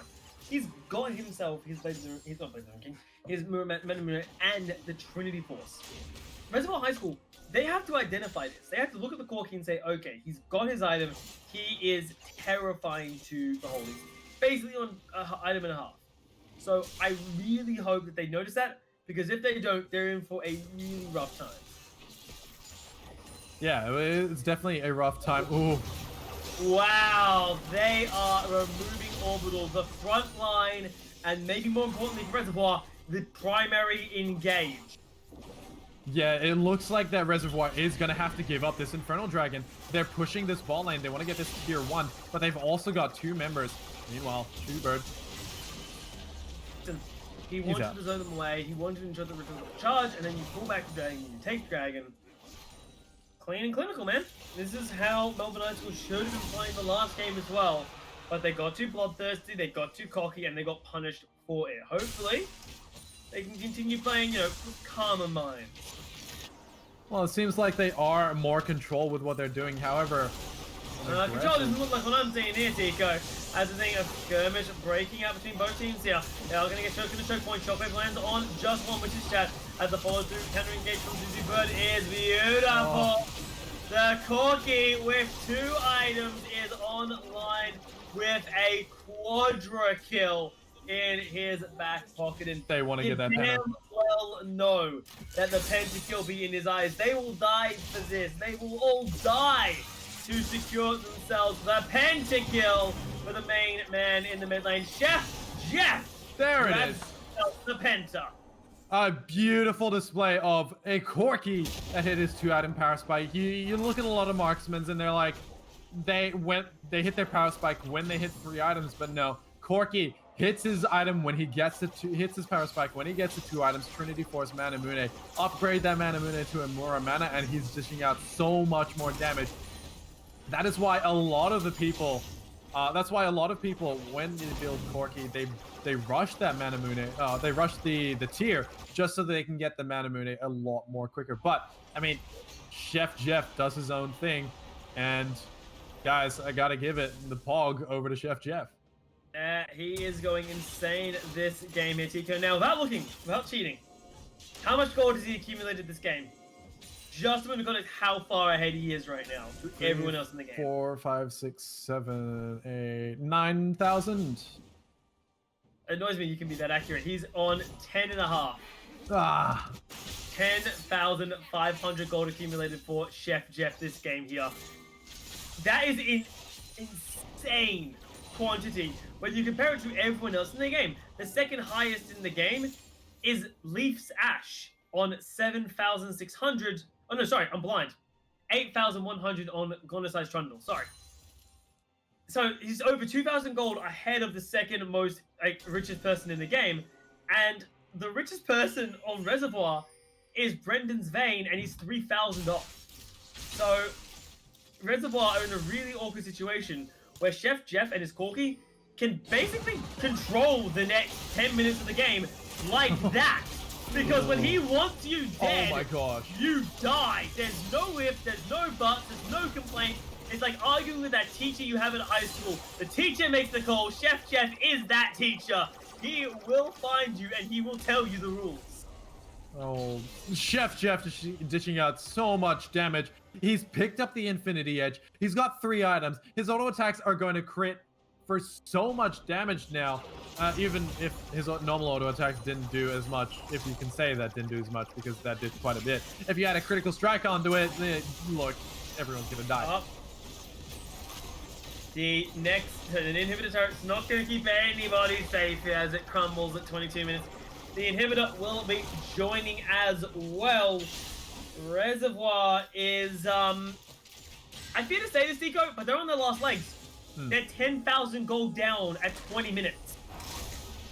One thing to note, though, Vayne almost finished her Gwinsu's Rage Blade. It is going to be something that they have to take into consideration, because Vayne is also another one of those marksmen who somewhat hit her power spike. Maybe not as hard as Corki. No. Bye-bye, Zodi, and Orbital, despite... Feels bad, man, when you hit a 4-man shockwave and do no damage. Yeah. That's the life Blood Moon is living right now. Like, Reservoir, I don't think there's anything they can do. They're 10,000 gold down. They can't even win when they win a 4-man shockwave. Well, there's just too much damage output coming out from Chef Jeff. He's able to burst. He's basically a discount assassin at this point with the items he's got. He's got the Muramana, it's upgraded. He's got the Infinity Edge, Triforce, Sorcerer's Shoes. In comes the Enchanted Crystal Arrow. That was a beautiful Enchanted Crystal Arrow and a lovely kill to boot there. Chef Jeff will be happily acquire himself that one there. One more hit will do it. Never mind. No, there's Chef Jeff again anyway. And with Baron, normally I'd say go to the bottom top side, take out the inhibitors there. Realistically, I think you just go mid with Baron and end.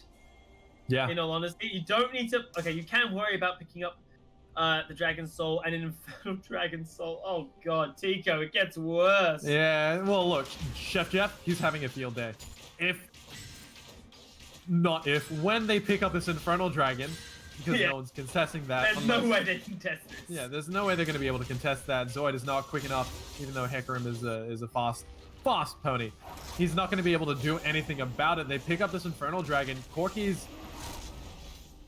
Just look, Missile Barrage is going to be dishing out so much damage off the back of that. Doesn't have Valkyrie, but... Look, there's nothing they can do about it. Just for the disengage. Like, Shockwave is meant to be your best team fight ability, and you're using it to disengage? Is very much alarming, but Kale, level 13, 3 levels away from what we call the point for her, and Vayne has her 2 items. I don't think they're going to be able to last until that point. 3 levels is quite a bit when there's a 5 stack in this ball lane. Look at Orbital's looking like he wants to go in and like, yeah boys, let's do this.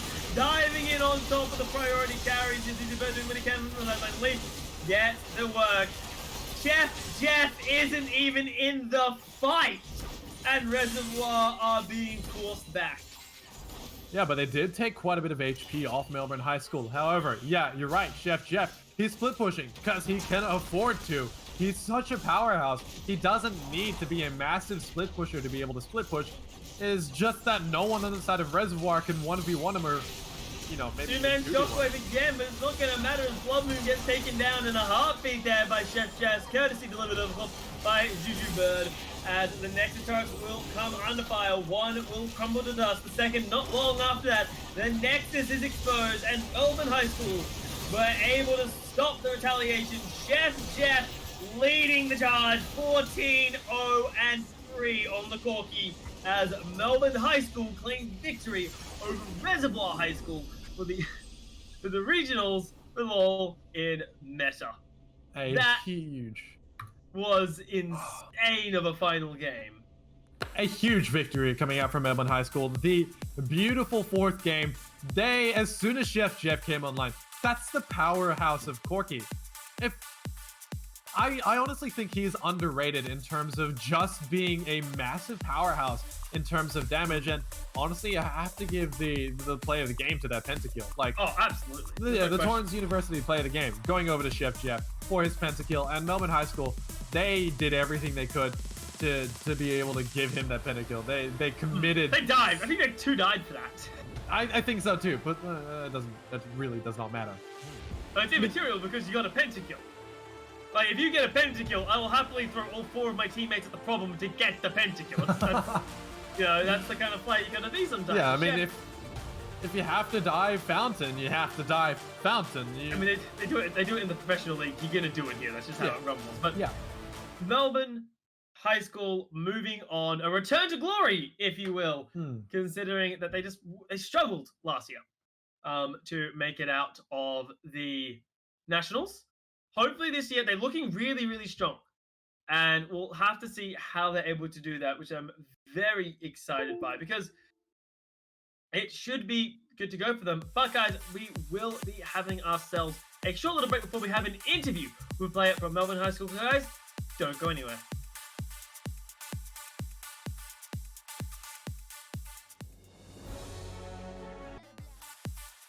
And we are back, everybody, here. My name is, of course, your Midnight Reed, joined by Benjamin Tico Lee, and we have ourselves very special guest, Leafy, the AD carry here from Melbourne High School. Leafy, how are you feeling after that 3-1 victory over Reservoir High?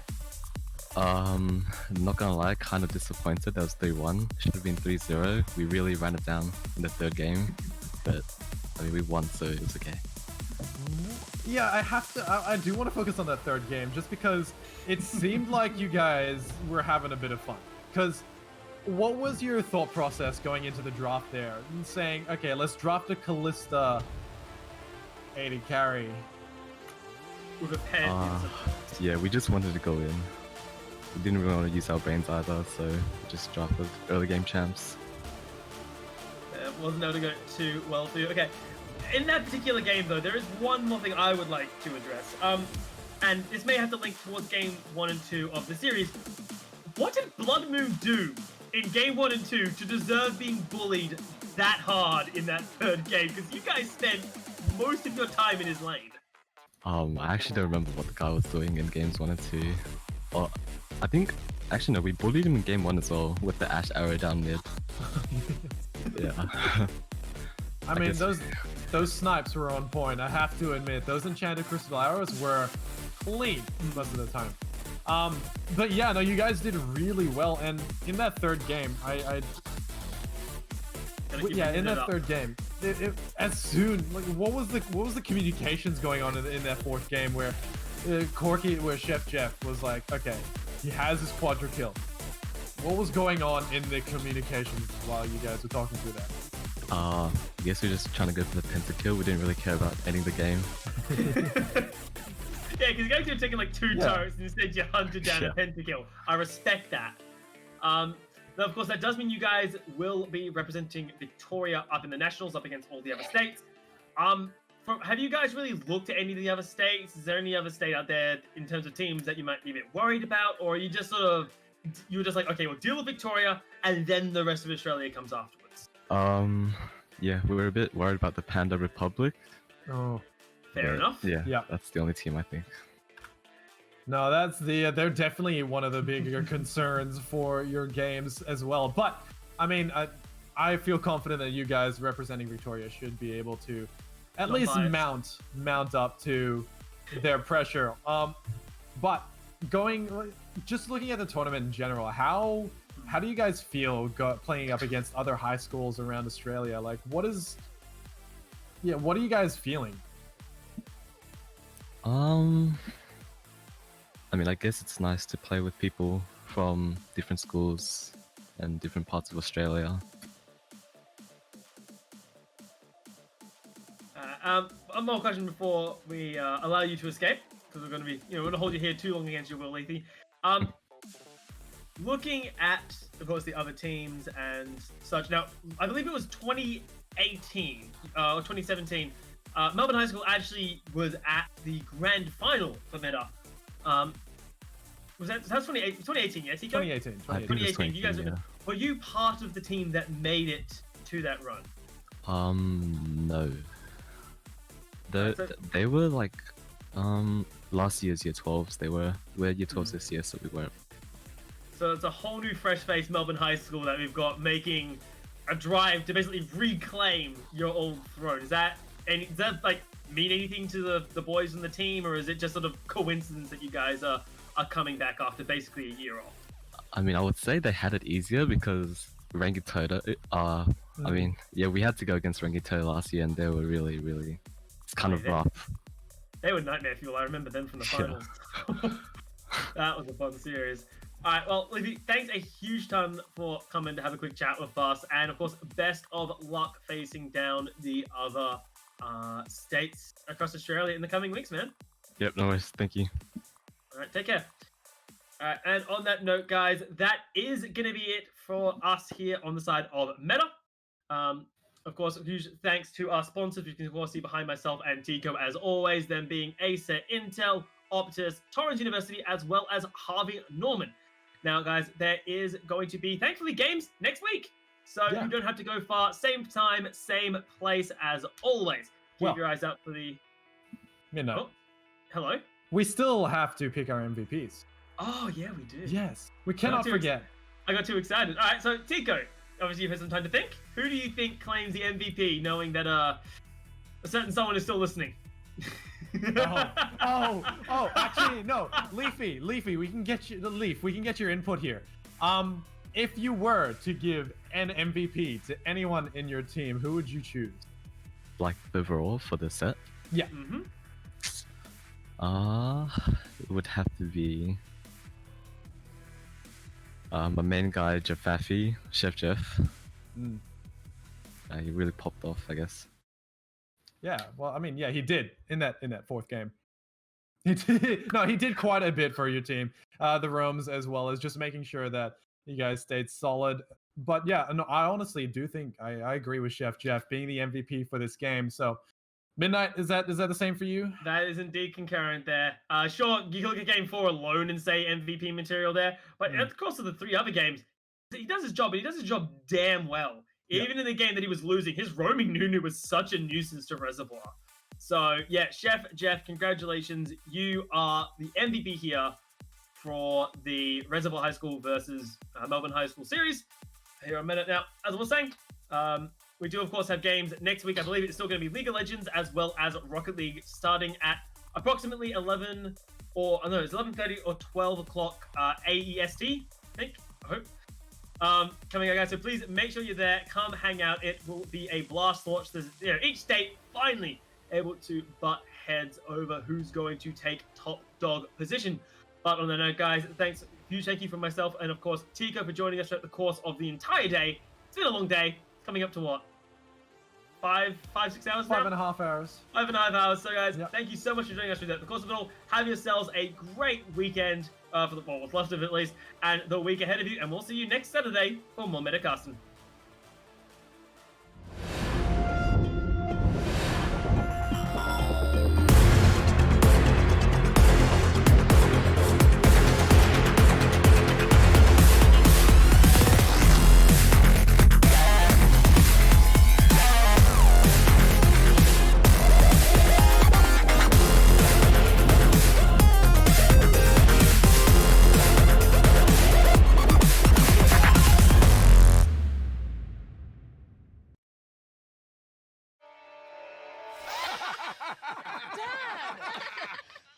Potty pussy. Dad. Bring your family together. Optus Family Plan with 4 SIMs and 250 gigs of data to share.